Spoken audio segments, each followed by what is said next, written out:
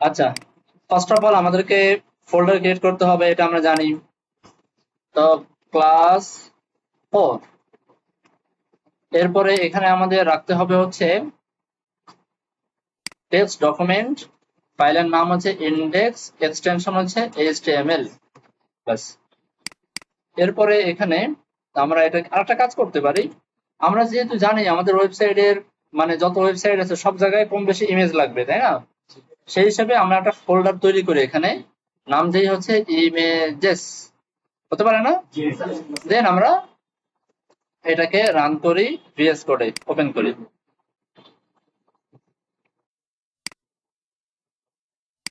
আচ্ছা, আমি first of all এই নট সাইন দিয়ে একটা এন্টার দিই, দেখেন এখানে অনেক কিছু চলে আসে। আজকে আমরা এর সঙ্গে কিছুটা পরিচিত হই, যদিও সবকিছু বোঝা জরুরি না, বাকি পরিচিত হই আর কি। প্রথমে এইচটিএমএল এর সঙ্গে একটা অ্যাট্রিবিউট পাচ্ছি, এলএএনজি, বুঝেই ফেলছেন এর মানে কি? ল্যাঙ্গুয়েজ, তাই না? আমার ওয়েবসাইটে যদি মাল্টিপল ল্যাঙ্গুয়েজ থাকে তাহলে মূল ল্যাঙ্গুয়েজ যেটা সেটা আমাকে এখানে বলে দিতে হয়। আর আমার ওয়েবসাইট যদি মূল ল্যাঙ্গুয়েজ মানে একটা ল্যাঙ্গুয়েজে থাকে তাহলে সেই ল্যাঙ্গুয়েজটা এখানে বলে দিতে হয়। মনে করেন কেন বলতে হয়, এটা অনেকটা এসইও পারপাসই বলতে হয়। কারণ যেই ওয়েবসাইট গুলো বাংলায়, সেই ওয়েবসাইট আমেরিকায় দেখায় লাভ আছে? লাভ নাই তো। আবার যে ওয়েবসাইট গুলো মানে ইংলিশে বা আমেরিকার সাথে রিলেটেড, সেগুলো ইংলিশ রিলেটেড, সেগুলো আবার বাংলাদেশে মানে তুলনামূলক কম গুরুত্বপূর্ণ বিষয়টা, তাই না? আচ্ছা, মনে করেন আপনি কোন একটা খবর দেখতে চান, খবর একটা মানে ইরান আর ইসরায়েলের যুদ্ধ, সার্চ করলেন, সবার আগে বাংলা পত্রিকা আসবে না আপনার সামনে? কারণ আপনি বাংলাদেশে, সে বুঝবে যে এটা এখানে বাংলা দিলে ভালো হয়। আচ্ছা, এখানে ইএন যদি বাংলা হতো তাহলে বিএন এভাবে লিখতে হতো, ঠিক আছে? আবার অনেক জায়গায় দেখবেন এভাবে লেখা বিএন ইউএস এরকম লেখা থাকে, ইএন ইউএস অথবা বিএন বিএন হাইফেন বিডি। পরের দুটো অক্ষরকে আপনাকে বড় হাতে লিখতে হয়, বুঝতে পারছেন? আচ্ছা, এটা নিয়ে আর মানে খুব বেশি পড়াশোনা নাই, এটা নিয়ে আমি পরে একটা লিস্ট আপনাদেরকে দিয়ে দিব। সেই লিস্টের ভিতরে লেখা থাকবে যে এখানে কি কি ব্যবহার করা যায়। যদিও আমাদের আহামরি এরকম কিছু লাগবে না, খুব কম লাগবে। তা আমরা বাই ডিফল্ট ইএন দিয়ে রাখি, ইএন দিলেই হয়ে যায়, এতটুকু দিলেই হয়ে যায়। এরপরে আসি মেটা ক্যারেক্টার সেট UTF-8। এটা ফুল ফর্মটা কি দেখে আসি একটু। UTF full form Unicode transformation format. Unicode শব্দটা আপনারা চেনেন না? আমরা ছোটবেলায় যখন আমাদের মোবাইলে মেসেজ আসতো, বাটন ফোনে বাংলা মেসেজ আসতো, সব গোল গোল গোল গোল দেখাইতো না? কারণ কি? কারণ সে এমন একটা ক্যারেক্টার সেট, ক্যারেক্টার মানে হচ্ছে ওই যে অক্ষরগুলা, হ্যাঁ, এমন একটা অক্ষরগুলার সেট ব্যবহার করছে যেটা ইউনিকোড না। ইউনিকোড হচ্ছে এমন একটা ফরম্যাটের নাম, যে ফরম্যাট যদি আপনি ইউজ করেন তাহলে পৃথিবীর যে কোনো ডিভাইসে আপনার ওই ফন্টটা বা ওই লেখাটা সাপোর্ট করবে। বুঝতে পারছি? ইউনিকোড হচ্ছে একটা টেক্সটের এমন ফরম্যাট। এখন বলতে পারেন যে এটা কিভাবে সম্ভব? এর কারণ দুইটা আছে। এটা একটা কারণ হচ্ছে সাধারণত এই সমস্ত ল্যাপটপে ওই সফটওয়্যার গুলা ব্যবহার করার উপযোগী কোনো মানে ওই ফন্ট গুলা ব্যবহার করার উপযোগী সফটওয়্যার দেওয়া থাকে। আবার ম্যাক্সিমাম পিসিতেই পপুলার যে ফন্ট গুলো, সে ফন্ট গুলাই ইনস্টল করে দেওয়া থাকে। বুঝতে পারছে? অর্থাৎ ধরেন এটা মনে করেন একটা ধরেন এক্সটেনশনের মতোই কাজ করে। ইউনিকোড মানে হচ্ছে একটা বিশেষ টাইপ অফ টেক্সট ফরম্যাট, যে টেক্সট ফরম্যাটটা সব ডিভাইসে সাপোর্ট করবে। আমি যদি একটু চেঞ্জ করে দিই তাহলে সাপোর্ট করবে না। আমার কম্পিউটার যদি এরকম হয় যে ইমেজের শুধুমাত্র জেপিজি সাপোর্ট করবে, তাহলে পিএনজি দিলে তো সাপোর্ট করবে না, যদিও পিএনজি কিন্তু আরেকটা ইমেজ ফরম্যাট, বিষয়টা তাই না? ঠিক একইভাবে লেখারও অনেক ধরনের ফরম্যাট থাকে। যদি আপনি ইউনিকোড ব্যবহার করেন তাহলে সব পিসিতে সাপোর্ট করবে, যত মোবাইল যত যাই বলেন সব ডিভাইসে সাপোর্ট করবে। আর যদি ইউনিকোড ফরম্যাট ছাড়া অন্য কোনো ফরম্যাটে ব্যবহার করেন তাহলে সাপোর্ট করবে না, বিষয়টা অনেকটা এটা। আচ্ছা, ট্রান্সফরমেশন ফরম্যাট মানে এটা হচ্ছে আমি যে কথাটা বোঝাইলাম সেই কথাটার ফুল এই কথাটার মিনিং আছে সেটা। ইউনিকোড ট্রান্সফরমেশন ফরম্যাট আপনার আপনার যে টেক্সট গুলা সেগুলো হচ্ছে ইউনিকোডে ট্রান্সফার করে দিবে, ঠিক আছে? আচ্ছা, এর আবার অনেকগুলো বিট থাকে, 16 বিট, 8 বিট, 32 বিট, এরকম অনেকগুলো বিট থাকে। তো এখানে আমরা ব্যবহার করবো হচ্ছে 8 বিট। 8 বিট, ঠিক আছে। আচ্ছা, এটা নিয়ে খুব বেশি গবেষণা করার দরকার নাই, জাস্ট এতটুকু মনে রাখেন যে UTF-8 মানে হচ্ছে আমরা এখানে যে ফন্ট গুলো ব্যবহার করতেছি এটার জন্য বিশ্বের যে কোনো পিসিতে, যে কোনো ল্যাপটপে, যে কোনো জায়গায় এটা সাপোর্টেড হয়। সে অটোমেটিক ট্রান্সফার করে দেবে, মানে আপনার ফরম্যাটটাকে ট্রান্সফার করে ওই ফরম্যাটে রূপান্তর করে দিবে। সেটা ক্লিয়ার? আচ্ছা, তো এটা ছিল আমাদের একটা মেটা ট্যাগ। মেটা ট্যাগ একটা বিশেষ ট্যাগ, যে ট্যাগের মাধ্যমে আমরা আমার ব্রাউজারকে মানে বিভিন্ন মেসেজ দিয়ে থাকি। ব্রাউজারকে আমরা বিভিন্ন মেসেজ দিয়ে থাকি, হ্যাঁ। আচ্ছা, এই মেটা দিয়ে অনেক কাজ করা হয়, অনেকগুলো কাজ করা হয়। তার ভিতরে এই যে একটা কাজ, আমরা ক্যারেক্টার সেটকে সেট করলাম। আবার এই মেটা দিয়ে ভিউ পোর্টকেও সেট করা যায়। ভিউ পোর্ট বলতে বোঝায় আমাদের এই যে যে জায়গাটা, যে জায়গায় আমার ওয়েবসাইটটা দেখা যাচ্ছে, যেইটুকু জায়গা মিলে আমার ওয়েবসাইটটা প্রদর্শিত হচ্ছে, এটাকে বলা হয় ভিউ পোর্ট। ওকে, এখন এই ভিউ পোর্টের ভিতরে যে কন্টেন্ট গুলো লিখবো, কন্টেন্ট বলতে বোঝায় আমরা HTML ট্যাগের ভিতরে যা লিখি, আমরা HTML এর যে কোনো ট্যাগের ভিতরে যে জিনিসপত্র গুলো লিখি সেগুলোকে বলা হয় কন্টেন্ট। আপনি একটা S1 লিখলেন, এখানে লিখলেন lorem 5, তাহলে S1 এটা হচ্ছে ট্যাগ নেম, আর এটা মিলে হচ্ছে ট্যাগ, আর ট্যাগের ভিতরে যা লিখলাম সেটা হচ্ছে ট্যাগের কন্টেন্ট। বুঝা গেছে ভাই? আচ্ছা, এখন এই কন্টেন্ট বলতে বোঝাচ্ছে যে আমার ওয়েবসাইটে অনেক কন্টেন্ট থাকবে, যেমন ইমেজ একটা কন্টেন্ট হইতে পারে, লেখাগুলো কিছু কন্টেন্ট হইতে পারে, ইত্যাদি অনেক কন্টেন্ট হইতে পারে। এই কন্টেন্ট গুলা কতটুকু জায়গা জুড়ে হবে, মানে এই কন্টেন্ট গুলোর এরিয়াটা আপনি কিভাবে কাউন্ট করবেন। আচ্ছা, বিষয়টা আরো ক্লিয়ার করে দিই। এই কন্টেন্ট উইথ বলতে বোঝায় এই লেফট থেকে রাইটের দিকে যে জায়গাটা, চওড়া, সহজ বাংলা বুঝি চওড়াটা, হ্যাঁ। এখন আপনি ধরেন এই একটা S1 ট্যাগ লিখছেন, ঠিক আছে, S1 ট্যাগ লিখছেন। এখন এই S1 ট্যাগটা আমরা জানি পুরো স্ক্রিন জুড়ে আসে। এখন পুরো স্ক্রিনের মানে কি, এটা হচ্ছে প্রশ্ন। পুরো স্ক্রিনের মানে কি? এখন আমার ডিভাইসের পুরো স্ক্রিন ধরেন, মানে এই যে স্ক্রিনের চওড়া হচ্ছে 15 ইঞ্চি, আর একজনের ডিসপ্লে হচ্ছে 18 ইঞ্চি, আর একজনের 22 ইঞ্চি, এরকম হয় না? এখন পুরো স্ক্রিন জুড়ে আসবে, পুরো স্ক্রিন মানেটা কি, সেই মানেটা আমাকে এখানে বলে দিতে হবে। পুরো স্ক্রিনের উইথটা হবে ডিভাইসের উইথ, অর্থাৎ আমার এই ল্যাপটপের যে মনিটরটা, সেই মনিটরে যতটুকু এখান থেকে এই পর্যন্ত যতটুকু জায়গা, আমি পুরা জায়গা বলতে এই জায়গাটাকেই বোঝাবো। ক্লিয়ার বিষয়টা? এটাকেই বলা হয় উইথ সমান সমান ডিভাইসের উইথ। এখন ডিভাইস যেমন হতে পারে, মোবাইল হলে ছোট, ল্যাপটপ হলে বড়, আরো বড় পিসি হলে আরো বড়, প্রজেক্টর হলে আরো বড়, হয়ে বেড়ায় যেমন হয়। ইনিশিয়াল স্কেল 1, স্কেলিং মানে হচ্ছে একটা জিনিসকে কত গুণ বড় করবেন ছোট করবেন এটাকে কাউন্ট করার জন্য যে ইউনিটটা ব্যবহার হয় সেটাকে বলা হয় স্কেল। স্কেল, এক স্কেল মানে হচ্ছে 100%, 2 স্কেল মানে হচ্ছে ডাবল, 3 স্কেল মানে হচ্ছে 3 ডাবল, 4 স্কেল মানে হচ্ছে 4 ডাবল, এরকম। বুঝতে পারছেন? এখন আমার এখানে যত কন্টেন্ট আছে এই কন্টেন্ট গুলা কতটুকু, মানে কি পরিমাণ স্কেলে প্রদর্শিত হবে।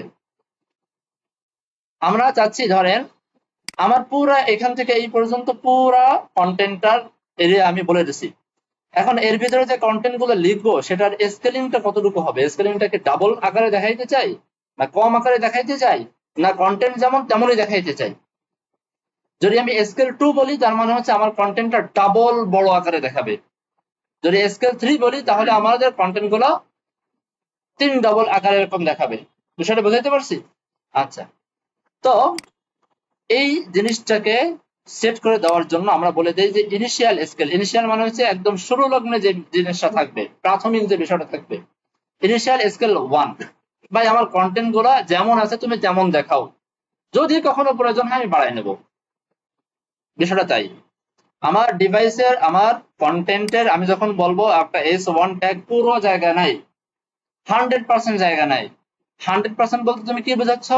আমি বললাম যে ভাই 100% বলতে বোঝাচ্ছি আমার ডিভাইসের উইডথটা, ডিভাইস যতটুকু চওড়া অতটুকুই চওড়া। এবারে বলতেছে ভাই ভিতরে যে কন্টেন্ট গুলো থাকবে এই কন্টেন্ট গুলো তুমি কতটুকু বড় আকারে বা ছোট আকারে বা কি আকারে প্রদর্শন করতে চাও, আমি বললাম ভাই বড় ছোট করার দরকার নাই, ইনিশিয়াল স্কেল 1 করে রাখো, তার মানে 1 গুণ 100% ভিউ যেটা সেটাই দেখাও।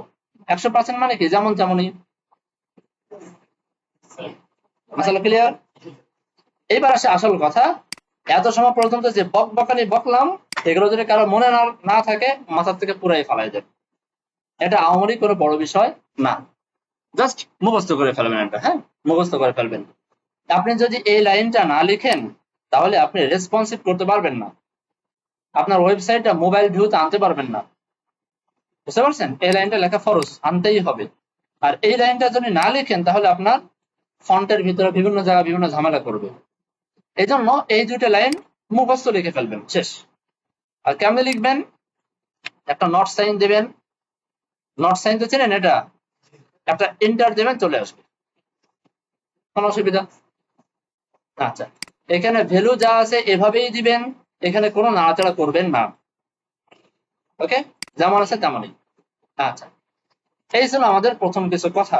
আমরা আজকে আমাদের HTML এর যে সিনট্যাক্সটা, সেই সিনট্যাক্সটা পরিপূর্ণ রূপে শিখে ফেললাম। সিনট্যাক্সের ভিতরে আর কোনো কমতি নাই। এবার আসি, কালকে আপনারা নতুন দুইটা ট্যাগ শিখছিলেন, তাই না? একটা ট্যাগ শিখছিলেন ইউএল, এর ভিতরে এলআই, অন, কপি পেস্ট, এরকম কিছু। আচ্ছা, এটাকে আমি দেখি ব্রাউজারে, দেখি কেমন দেখা যায় দেখতে। রিলোড করি, এখানে একটু এটাকে একটু বড় বড় করি, ডাবল ক্লিক করি, চলে আসছে। আর একটা শিখেছিলেন আপনারা ওএল, তাই না? ওএল, অর্ডার লিস্ট আর আনঅর্ডার লিস্ট। অর্ডার লিস্ট, আচ্ছা, অর্ডার লিস্ট আনঅর্ডার লিস্ট, এরকম আর একটা লিস্ট আছে। হ্যাঁ, আমি এখানে কন্ট্রোল সি চাপলাম, এখানে যে কোনো এক লাইনে রেখে কন্ট্রোল সি, তার মানে এতটুকু আমার কপি হয়ে গেছে। এবারে কন্ট্রোল ভি চাপলে পরের লাইনে পেস্ট হয়ে যাবে। ঠিক আছে, কন্ট্রোল সি এবং কন্ট্রোল ভি। আচ্ছা, এবার এই যে লিস্ট শিখলাম না, লিস্ট আরেকটা প্রকারের লিস্ট আছে। লিস্ট মোট হচ্ছে 3 প্রকারের। একটাকে বলা হয় অর্ডার লিস্ট, আর একটা আনঅর্ডার লিস্ট, আর একটাকে বলা হয় ডেসক্রিপশন লিস্ট। তবে ডেসক্রিপশন লিস্টটা এখন আর কেউ ব্যবহার করে না, সুতরাং আমরাও আর ওটা শেখার দরকার নাই, জাস্ট মনে রাখলেন লিস্ট 3 প্রকার, শেষ। ওকে, এখন অর্ডার লিস্ট আনঅর্ডার লিস্ট কোনটা কখন ব্যবহার হয় আশা করি আপনারা জানেন। জানেন?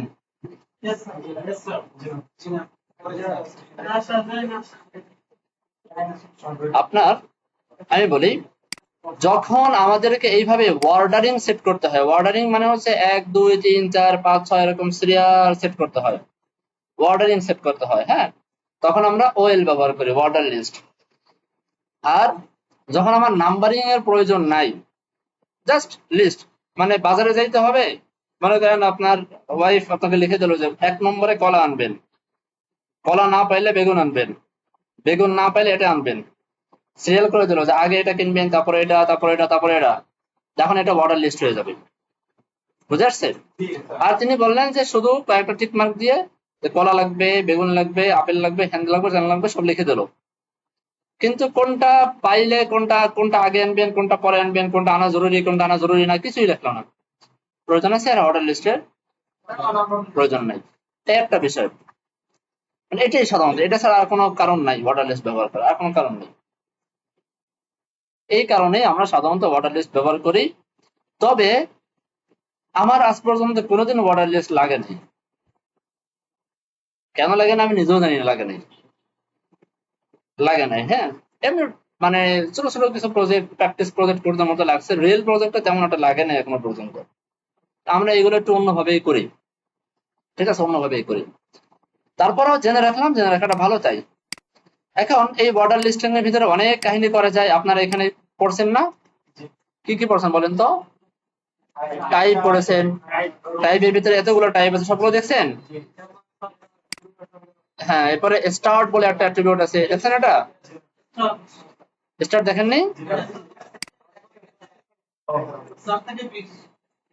হ্যাঁ হ্যাঁ হ্যাঁ হ্যাঁ, যদি আমি এখানে 11 লিখি আর এখানে লিখি যদি 1 লিখি, তাহলে টাইপ হবে 1 2 3 4 আর শুরু হবে 11 থেকে, শুরু হবে 11 থেকে। আচ্ছা, ঠিক একইভাবে এখানে আপনারা টাইপ শেখার কথা। হ্যাঁ, কোনটা স্টার বলেনি? আনঅর্ডার লিস্টে এটা এটা বলা হয়নি, তাই? আচ্ছা ঠিক আছে, আমি বলে দিচ্ছি। আনঅর্ডার লিস্টের ভিতর কয়েকটা টাইপের ওই যে স্টাইল থাকে। একটা হচ্ছে SQUARE, স্কোয়ার, শর্ট করে মাঝে মাঝে। স্কোয়ার দিলে বুঝতেই পারছেন কি হবে, এই যে বোঝা যায় দূর থেকে, চারকোনা চারকোনা হয়ে গেছে। CIRCLE, সার্কেল, গোল, এটা। আর একটা বাই ডিফল্ট যেটা থাকে সেটাকে বলা হয় ডিস্ক, DISK, ডিস্ক। হ্যাঁ, ডিস্ক। ওকে, আর যে কি থাকে আমি নিজেও জানি না। হ্যাঁ হ্যাঁ, না না, এখানে যা মনে চায় দেওয়া যাবে না। বাকি এই ড্রাইভ আমরা জিন্দেগিতেও ব্যবহার করি না। স্টাইলিং এর কাজ আমরা করবো কি দিয়া? CSS দিয়ে করবো। খোদাই দিয়ে করে লাভ আছে আমাদের? করবো না আমরা এটা দিয়ে। ঠিক আছে, আমরা কি করবো জানেন? এখানে আরেকটা জিনিস দেওয়া যায়, সেটাই আমরা ব্যবহার করবো দরকার হয়। নাম, নাম যেহেতু নাম, নাম মানে কিছুই না, ফাঁকা। ওকে। আচ্ছা, এখন আসেন, এখানে দুইটা পড়াশোনা আছে। একটা পড়াশোনা হচ্ছে, আপনারা বুঝে ফেলেছেন যে এখানে ULLI ব্যবহার করা মানে তৈরি করা হয়েছে সাধারণত লিস্ট তৈরি করার জন্য, লিস্টিং তৈরি করার জন্য। আমরা এটার অসৎ ব্যবহার করি মাঝে মাঝে, আমরা এটা অন্য কামেও লাগাই। বোঝা নাই মনে হয়। আমরা অন্য কামেও লাগাই, যেমন আমাদের ওয়েবসাইটে মেনু দেখছেন না, যে হোম, অ্যাবাউট, সার্ভিসেস, হাবল তাবল যে মেনু থাকে, মেনু চেনেন তো? মেনু সবাই চেনেন? দেখাই, আবার দেখাই। ধরেন এই যে একটা ওয়েবসাইট, চলো কেন, এই যে এগুলোকে বলা হয় মেনু, এগুলোকে বলা হয় মেনু। এই মেনু গুলো আমরা ওই ULLI দিয়ে বানাই ফেলি। এরকম অনেক সেকশন আছে যেখানে ছোট ছোট জিনিসপত্র, সেখানে আমরা ULLI দিয়ে বানাই। এই যে এটাকে আমরা ULLI দিয়ে বানাই। প্রশ্ন করতে পারেন কেন? এটা তো কোনো লিস্ট টাইপের না। যদিও আপনি একটু সূক্ষ্ম জ্ঞানে যদি হিসাব করেন, তাহলে এটাকেও লিস্টের ভিতরে ফালানো যায়, যায় না? এখন একই আমরা লিস্ট কেন করি? লিস্ট করি হচ্ছে যে একই কাজের জন্য ব্যবহৃত নানান জিনিস, বিষয় তাই না? যে বাজারের অনেকগুলো আইটেম, এখানে তো মেনুর অনেকগুলো আইটেম, মানে সবগুলোই মেনুর কিন্তু সিঙ্গেল আইটেম, সেই হিসাবে লিস্টের ভিতরে ফালানো যায়। বাকি লিস্ট ছাড়াও তৈরি করা যায়, এখানে লিস্ট দ্বারাই আমরা তৈরি করি। ইভেন ULLI দিয়ে তৈরি করাটাই হচ্ছে স্ট্যান্ডার্ড। এখানে কি দিয়ে তৈরি করা যায় বলেন তো? ULLI দিয়ে তৈরি করা যায় না? ULLI দিয়ে তৈরি করা যায় না এগুলো? এগুলো আমরা ULLI দিয়ে তৈরি করি। আচ্ছা, আবার নিচের দিকে দেখেন, এই যে এটা ULLI দিয়ে বানাইতে পারি। আপনারা সব থেকে ভালো বুঝবেন হচ্ছে, যেমন কোন ওয়েবসাইটে যাওয়া যায়,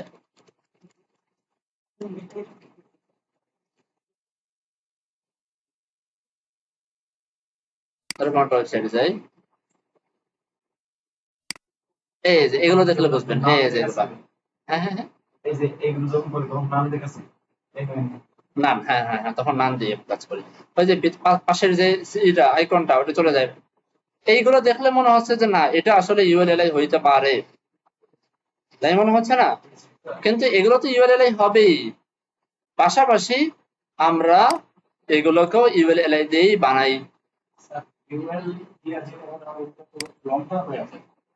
এটাই তো প্রশ্ন, লম্বাটাকে পাশাপাশি আনবো, এই কাহিনী তো আমরা করবো ভবিষ্যতে।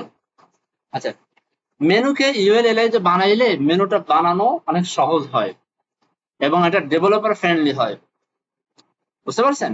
পরবর্তীকালে ডেভেলপার যখন এটা নিয়ে কাজ করে, তখন তাদের জন্য ডেভেলপ করাটা অনেক ইজি হয়ে যায়, এবং এটাকে অনেক সুন্দর করে সাজায় গোছায় বানানো যায়। এই জন্য আমরা ULLI ব্যবহার করি।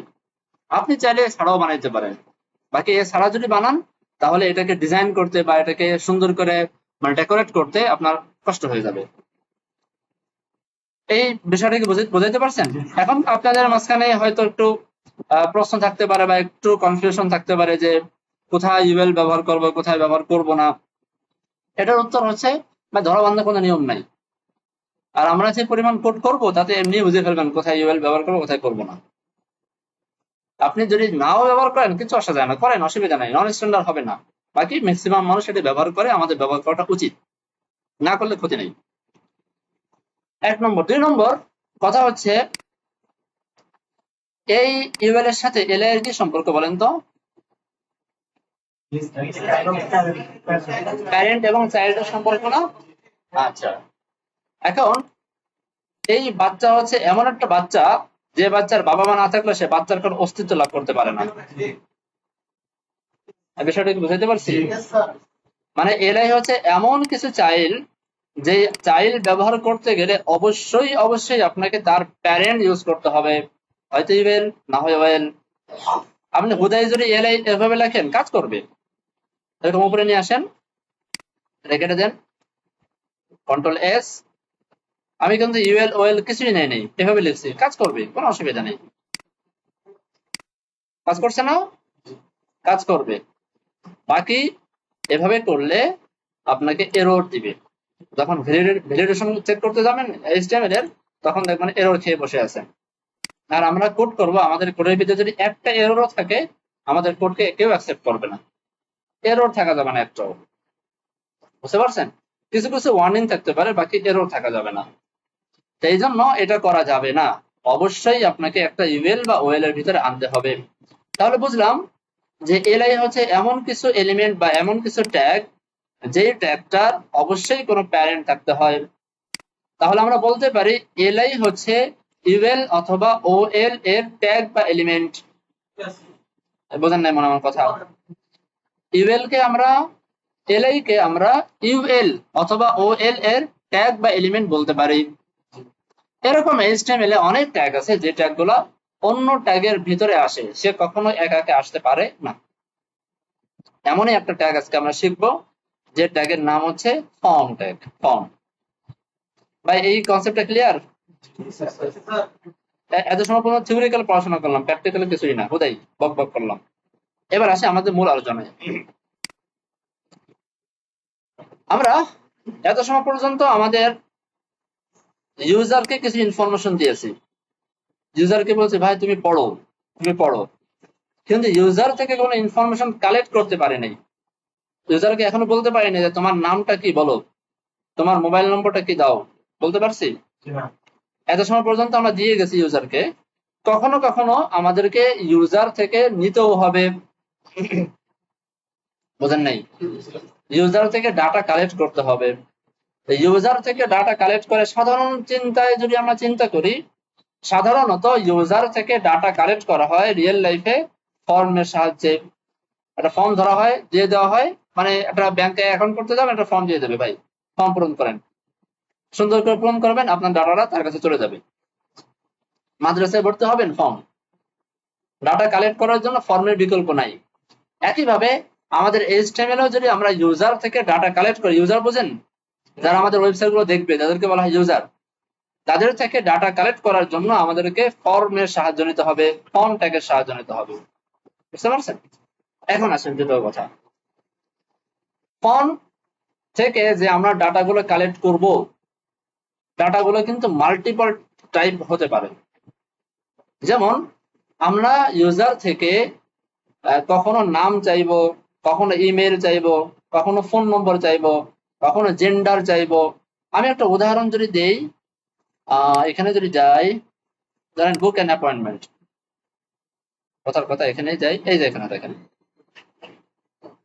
বুঝা যায় দূর থেকে? আচ্ছা, রিলোড করি একটু। আচ্ছা, এখানে বলতেছে যে ভাই মানে সিলেক্ট প্রেফার্ড চেম্বার, তুমি কোন মানে একটা চেম্বারকে সিলেক্ট করতে বলছে, মানে বলতেছে তুমি কোন চেম্বারে যেতে চাও সেই চেম্বারটা আমাকে বলো। কয়েকটা অপশন দিয়ে দিয়েছে, অপশন থেকে আমি একটা চেম্বার সিলেক্ট করলাম। এবারে বললো যে ভাই তুমি কোন ডেতে বা কোন টাইমে তুমি যাইতে চাও চেম্বারে, সেই টাইমটা বলো। আমি এখান থেকে দিয়ে দিলাম টাইম। এখানে এসে আমার নামটা দিতে বলতেছে, নাম দিলাম। কন্ট্যাক্ট নম্বর দিতে বলতেছে, কন্ট্যাক্ট নম্বর দিলাম। ইমেল দিতে বলতেছে, ইমেল আমরা দিলাম।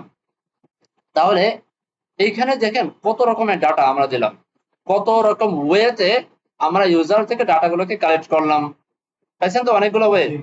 একটা হচ্ছে একটা বক্স, সে বক্সের ভিতরে কিছু লিখতে পারি, একটা বক্স কিছু লিখতে পারি, আর একটা হচ্ছে কয়েকটা অপশন, তার ভিতরে কিছু একটা আমরা চুজ করতে পারি। দুই টাইপের আমরা, দুই ধরনের ওয়েতে ইউজার থেকে ডাটাকে নিতে পারতেছি না আমরা। আচ্ছা, এবার আসেন আরো কিছু ওয়ে দেখি আমরা। আর কোন ওয়েবসাইটে যাওয়া যায়? Facebook, facebook.com, create an account.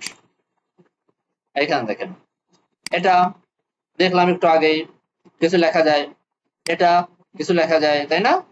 এটা কিছু একটা সিলেক্ট করা যায়, এটাও কিছু একটা সিলেক্ট করা যায়। এখানে এসে দেখেন তো, এখানে লেখা বা সিলেক্ট করার কিছু অপশন আছে। এখানে চেক করা যায়, চেক, যে কোনো একটাকে চেক করা যায়, এটাকে বলে চেক করা। হ্যাঁ, চেক করা যায়। তাহলে এখানেও কিন্তু নতুন এক প্রকারের শিখলাম যে কিছু একটা চেক করা যায়।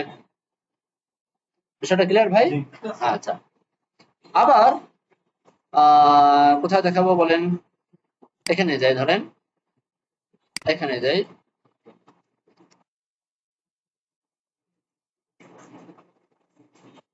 এখানে দেখেন, এই যে একটা চেক, এই চেক আর এই চেক একটু ডিফারেন্স আছে।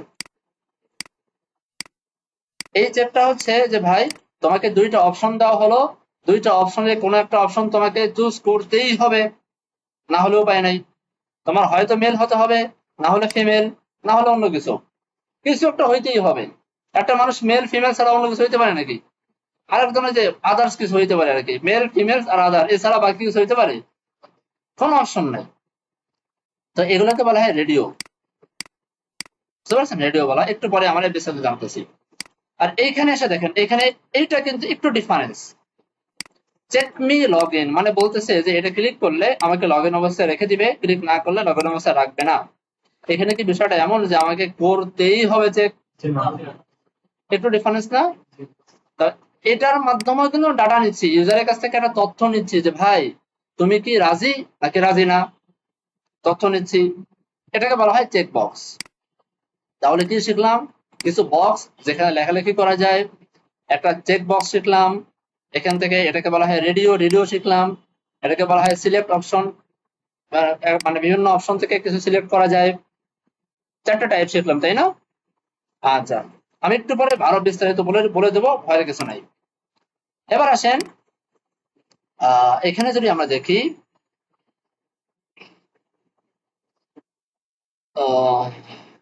বা এখানে যদি দেখতে পারি, দেখি সমস্যা নেই, এক জায়গায় দেখলেই হলো। এখানে দেখেন, এখানে লেখা আছে ইন্টার পেশেন্ট নেম। এই পেশেন্ট নেমের এখানে যদি আমি দেখি 1 2 3 4, হলো কিছু, এটা তো আনুখা মালকা একটা জিনিস হয়ে গেল, কারণ নাম তো 1 2 3 4 হইতে পারে না। তার মানে এই যে লেখালেখির যে জায়গাটা, এই জায়গাটার ভিতরে কিন্তু মানে কিছু কিন্তু আছে, বুঝে আসছে? মানে কিছু প্রকার আছে। এখানে দেখেন, আমি বললাম কন্ট্যাক্ট নম্বর, কন্ট্যাক্ট নম্বর লিখলাম যে মাই ফোন নাম্বার, বলে কিছু। এইখানে আমাকে লিখতে হবে কি, সংখ্যা জাতীয় কিছু একটা, এরকম কিছু একটা লিখতে হবে, তাই না? মানে সংখ্যা জাতীয় কিছু একটা। আর এখানে লিখতে হবে আমাকে এবিসিডি, অর্থাৎ এটাকে কি বলা হয়, লেটার জাতীয় কিছু একটা। বিষয়টা বুঝাইতে পারছি? আবার এখানে আসেন ইমেল অ্যাড্রেস। কেউ লেখলো যে ইমেইল, বলে কিছু, বা email.com, হবে না তো? কারণ ইমেইল লিখতে প্রথমে কিছু থাকে, মাঝখানে একটা @ থাকে, তারপর আবার কিছু থাকে, তারপরে .com থাকে। একটা ফরম্যাট থাকে না, নির্ধারিত একটা ফরম্যাট থাকে না? আচ্ছা, আশা করি বুঝে ফেলছেন যে এই যে যে আমরা একটা বক্স বানাইলাম, এই বক্সের ভিতরে বিভিন্ন টাইপের বক্স হয়। কিছু বক্স হয় নাম লেখার জন্য, কিছু বক্স হয় নাম্বার লেখার জন্য, কিছু বক্স হয় ইমেল লেখার জন্য, ইত্যাদি অনেক ধরনের বক্স হয়। আচ্ছা, এবার চলেন, আমরা অনেকগুলো ফর্ম বানালাম, অনেকগুলো ফর্মের ডাটা নেওয়ার জন্য অনেকগুলো আমরা সিস্টেম বানাইলাম। এখন এই ডাটা গুলোকে একটা প্যাকেট করে, মানে একটা জায়গায় সংরক্ষণ করে কোথাও না কোথাও পাঠাইতে হবে না আমাকে? কোথাও তো পাঠাইতে হবে। এই পাঠানোর কাজটা করে হচ্ছে একটা ফর্ম। আমরা যদি রিয়েল লাইফের ফর্মের সাথে কল্পনা করি তাহলে বোঝা যাবে, পুরো একটা ফর্ম একটা কাগজের টুকরা, তার ভিতরে নানান টাইপের অপশন থাকে, এই যেগুলো দেখালাম এগুলোই থাকে। এগুলোই থাকে, নাম, ফোন নম্বর, ইমেল অ্যাড্রেস, ফাবল তাবল অনেক কিছু থাকে। আপনি কি পুরুষ না মহিলা, পুরুষ হলে টিক দিন, মহিলা হলে এখানে টিক দিন, এরকম লেখা থাকে। হ্যাঁ, আবার আপনি কি মানে নিচে একটা অপশনাল কিছু দিয়ে রাখলো যে আপনি কি ওয়েব ডেভেলপমেন্ট পারেন, সামনে ইয়েস নো অথবা শুধু ইয়েস দেওয়া থাকলো। হ্যাঁ, এখন যদি ইয়েস হয় তাহলে টিক দেবো, না ইয়েস না হলে টিক দেবো না, হতে পারে এরকম অপশন।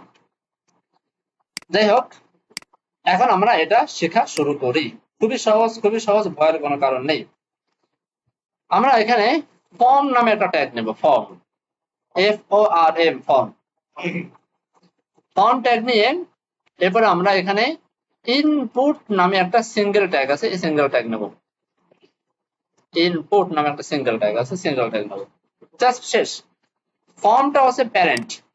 ফর্মটা কি করবে, এর ভিতরে যত ইনপুট থাকবে সব ইনপুটকে প্যাকেট করবে, প্যাকেট করে সেই ফর্মটাকে কোথাও পাঠিয়ে দেবে। ঠিক আছে, এজন্য ফর্মটা ম্যান্ডেটরি, এই ট্যাগটা লাগবেই। এই ফর্ম ট্যাগের কোনো আউটপুট আপনি দেখতে পারবেন না, জাস্ট ভিতরের ইনপুট বা আদার্স যে ট্যাগ গুলো থাকবে সেগুলো আপনি দেখতে পারবেন। কন্ট্রোল এস দিয়ে সেভ করি, রিলোড করি, এই যে চলে আসছে আমাদের লেখার জায়গা। খুব কঠিন? হ্যাঁ, সবকিছু লিখতে পারবেন। এবার আমি এগুলোকে করি কি, সিলেক্ট করে কন্ট্রোল স্ল্যাশ দিয়ে এটাকে আমি কমেন্ট করে রাখি, যেন ফর্মটা উপরে চলে যায়, চলে আসছে। এইবার আপনি যা আমরা যা লিখতে পারেন, কোনো অসুবিধা নেই, লিখতে পারেন, কোনো অসুবিধা নেই। এবার আসেন, আমি একটা ফর্ম বানাইলাম, খুব ভালো করে বোঝেন। ফর্ম বানাইলাম, এবার ফর্মটাকে আমরা সাবমিট করি। সাবমিটের জন্য বাটন, বাটন নামে একটা ট্যাগ আছে, বাটন। ওকে, এখানে বললাম যে সাবমিট ফর্ম, কন্ট্রোল এস দিয়ে সেভ করি, বাটন, যেহেতু মাঝখানে কিছু লিখতে হবে এই জন্য বাটন ট্যাগ। সেভ করি, এখানে ধরেন আমি লিখলাম যে ABC, সাবমিট করলাম, হারাই গেছে। হ্যাঁ, কোথাও কোথাও গেছে, মানে সাবমিট হয়েছে। আচ্ছা, হাওয়ায় মিলিয়ে গেছে আর কি। আচ্ছা, এখন আমি ওটাও একটু পরে দেখাবো আপনাদেরকে, বা দেখাবো এক সময়। এটা নিয়ে আমাদের কাজ, আমাদের ডেভেলপমেন্টে এই নিয়ে কাজ।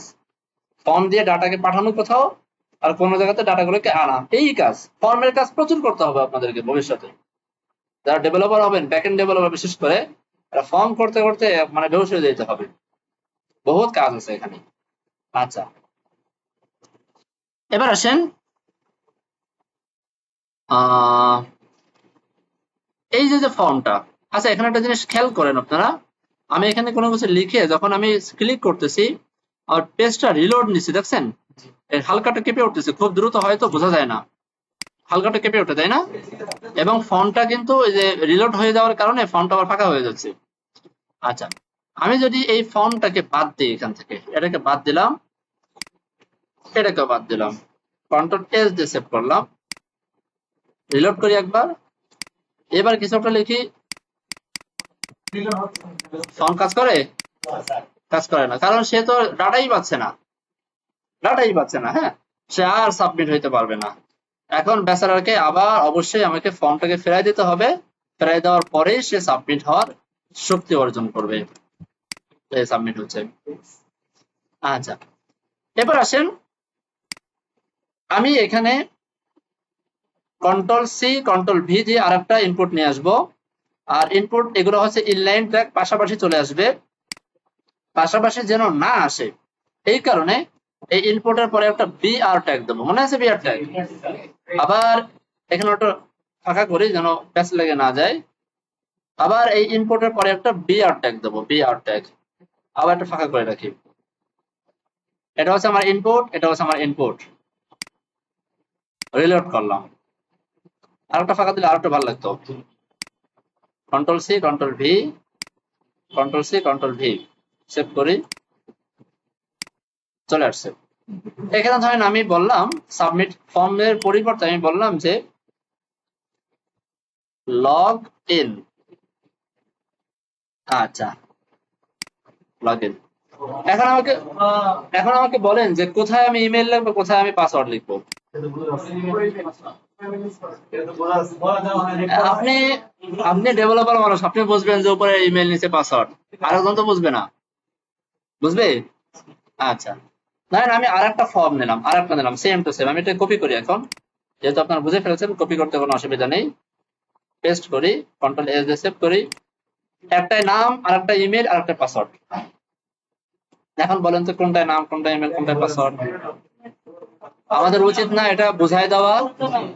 আচ্ছা, প্রথম কাজটা করে আমি বুঝাই দিই কি লিখতে হবে। হ্যাঁ, আমি ছোট্ট করে ভিতরে লিখে দিব যে ভাই তোমাকে এই লিখতে হবে, এই যে এখানে কি আছে থাকার কথা, এই যে সারনেম, তাই না? First name. একটা ছোট্ট করে আমি একটা ঝাপসা আকারে কিছু লিখে দিব, সেটা দেখে যেন সে বুঝতে পারে কি লিখতে হবে। ওকে, এটার জন্য আমাকে কিসের সাহায্য নিতে হবে বলেন তো? অ্যাট্রিবিউট না? অ্যাট্রিবিউটের সাহায্য নিতে হবে। অ্যাট্রিবিউট কোথায় লিখবো? ইনপুট ট্যাগের এখানে, তাই তো? স্পেস দিয়ে অ্যাট্রিবিউটের নাম হচ্ছে প্লেস হোল্ডার। প্লেস হোল্ডার, হ্যাঁ, ইওর নেম। আর এখানে বলে দিব প্লেস হোল্ডার ইওর ইমেইল। এখানে বলে দেব placeholder your password. Save করি। আসছে? Super simple. কঠিন কিছু? এইবার এবার আমি এখানে ধরেন কিছু লিখলাম, নেম লিখলাম, ইমেল লিখলাম, myemail.com। সাবমিট করে দিই। আমার ফর্ম তো সাবমিট হয়ে গেছে। আমার ইমেল কে ঠিক ছিল? নিল কেন তাহলে? কারণ এ জানেই না যে কোন জায়গায় কি নিতে হবে। বুঝতে পারছেন? এ জানেই না যে কোন জায়গায় কি নিতে হবে, কোনটা কোন ফিল্টার, কোন টাইপের ডাটাকে পিক করার জন্য আমরা ব্যবহার করব, এটা সে জানেই না। এই বিষয়টা বুঝে আসছে? তার মানে আমাকে অ্যাসাইন করে দিতে হবে, ভাই তুমি এই টাইপের ডাটা নিবা, তুমি এই টাইপের ডাটা নিবা, তুমি এই টাইপের ডাটা নিবা। দেখেন পাসওয়ার্ডের ক্ষেত্রে আমি যদি বলে দিই ABCD, আপনি আপনি দেখে ফেলতেছেন কি পাসওয়ার্ড, দেখে ফেলতেছেন না? তো এটা দেখাও তো নিরাপদ না, নিরাপদ না। তো এই জন্য আমাকে এই ইনপুটের পাশাপাশি আর একটা অ্যাট্রিবিউটের সাহায্য নিতে হবে, তাকে বলা হয় টাইপ। অনেক টাইপ আছে, অনেক টাইপ, একটু পরে আমি দেখাবো এগুলা। অনেক টাইপ আছে। যদি আপনি নাম লিখতে চান, নাম, তাহলে লিখতে হবে টেক্সট টাইপ।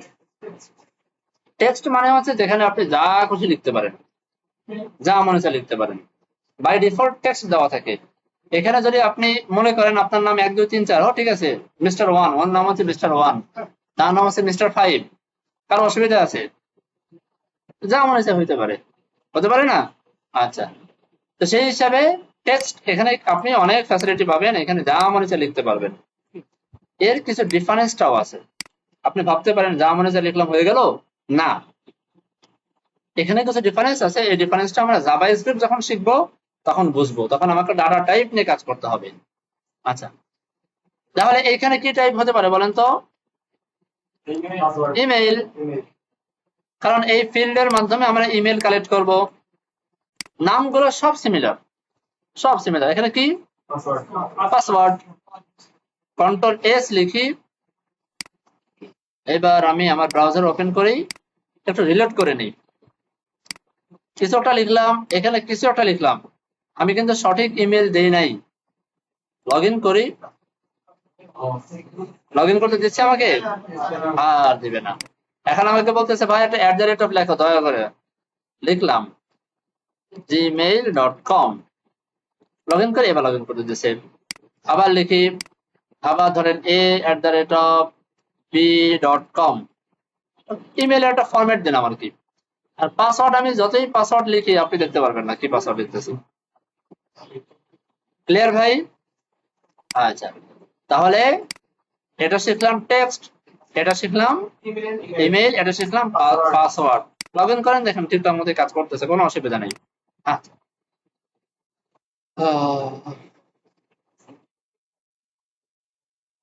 আচ্ছা, তাহলে একইভাবে control C, V your PHONE phone কি হতে পারে বলেন তো? নাম্বার। কারণ ফোনের ভিতর সাধারণত নাম্বার ক্যারেক্টার দেওয়া থাকে, নাম্বার। বাকি নাম্বার দিলে একটু সমস্যা আছে, এই জিনিসটা একটু মাথায় রাখবেন। নাম্বার দিলে ফার্স্টে আপনি জিরো লিখতে পারবেন না। ও ভাই লেখা গেছে তো, অনেক জায়গায় জিরো লেখা যায় না, অনেক ব্রাউজারে জিরো লেখা যায় না। আবার জিরো লিখলেও আপনি ডাটা যখন সাবমিট করবেন তখন জিরোটা যায় না, জিরোটাকে সে স্কিপ করে যায়। ধরেন আপনি এখানে লিখলেন যে 050, সে এই সংখ্যার যে মান সেই মানটাকে সে পিক করবে। এই সংখ্যার মান কত? 50। বুঝতে পারছেন? সংখ্যার মান হচ্ছে 50। আবার অনেক সময় এরকম দেওয়া থাকে, অনেক ফোন নম্বরে দেখবেন যে +88 0 এরকম একটা হাইফেন দেওয়া থাকে, এরপরে 01 হাবল ডাবল কিছু একটা দেওয়া থাকে, এরকম দেওয়া থাকে না? এরকম সাবমিট করতে গেলেও সে আটকায় দেওয়ার সম্ভাবনা আছে। এই যে দেখেন, সে বলতেছে ভাই আপনি নাম্বার টাম্বার দেন নাই, ভুল করে কিছু একটা দিচ্ছেন। এটা দিল নাম্বার বাড়ানো কমানোর জন্য। আমি দেখাচ্ছি, এটাকে কেটে দেই। এইবার নিচে প্লাসটা শুধু নেয়, প্লাসটা নাম্বারের সাথে যায়, হাইফেনটা নেয় না। আবার অনেক জায়গায় অনেক নাম্বারের ক্ষেত্রে দেখবেন 017 স্পেস, স্পেসটা নিচ্ছে না, স্পেস নিচ্ছেই না মোটে। এক্ষেত্রে যদিও আমরা জানি যে ফোন নম্বর সাধারণত নাম্বারই হয়, তারপর আমরা চেষ্টা করব ফোন নম্বরের ক্ষেত্রে টেক্সটটা ব্যবহার করতে। ক্লিয়ার? টেক্সটটা ব্যবহার করতে চেষ্টা করব। আর আমরা যখন ব্যাকএন্ড করব, যখন ভ্যালিডেশন করব, তখন আমরা ভ্যালিডেশনে গিয়ে চেক করব যে আসলে সে সঠিক নম্বর দিছে কিনা, সে নাম্বার দিল না সে টেক্সট দিল না সে কি দিল, সেখানে যে আমরা চেক করব। আর এখানে যেটা বললেন যে এটা হচ্ছে নাম্বার যে বাড়ানো কমানো, ওই যে দেখেন, দেখেন এখানে আমি যদি 05 দেই, এখানে যেই ক্লিক করবো জিরোটা গায়েব হয়ে যাবে। খেয়াল করছেন? এখানে জিরো দেন, সে শুধু মানের দিকে কল্পনা করে, সে অন্য কোনো কিছু দেখে না। তাহলে ইনপুট টাইপ ফোনের ক্ষেত্রেও আমরা চেষ্টা করব ইনপুট টাইপ টেক্সট ব্যবহার করতে। Input type text.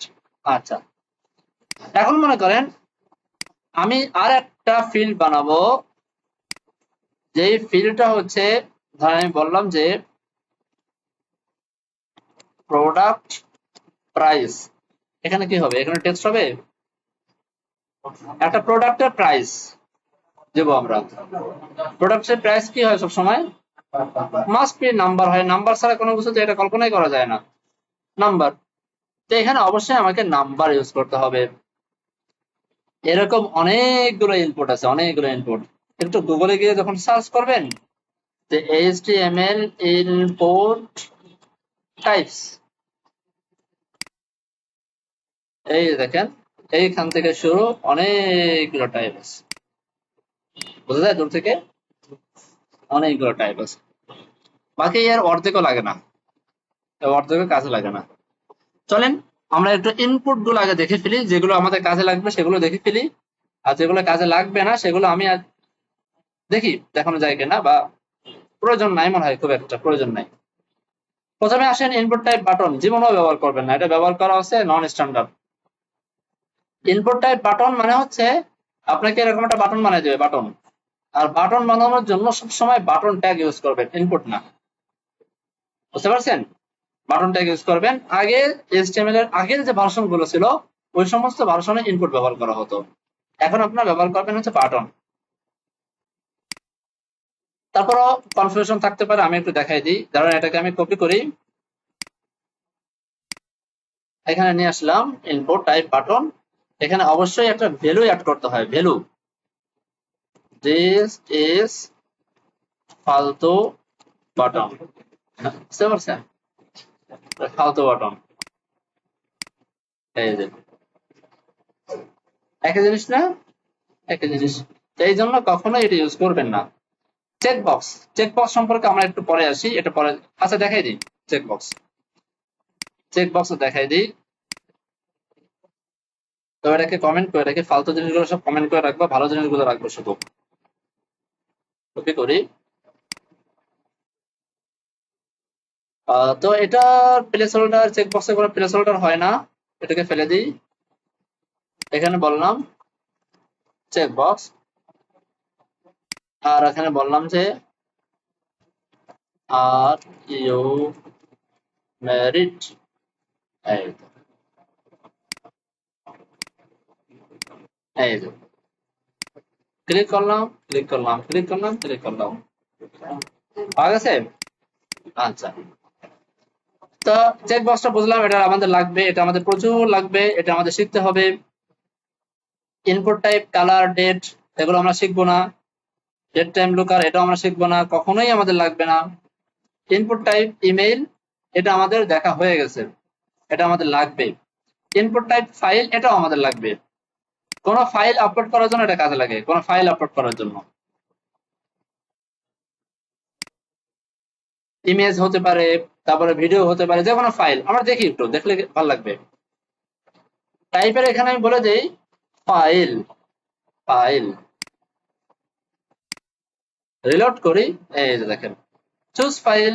আপনারা বিভিন্ন ওয়েবসাইটে করছেন না এরকম, এই যে এখান থেকে কোন একটা ইমেজ ধরাই দেন, একটা ইমেজ চলে আসলো,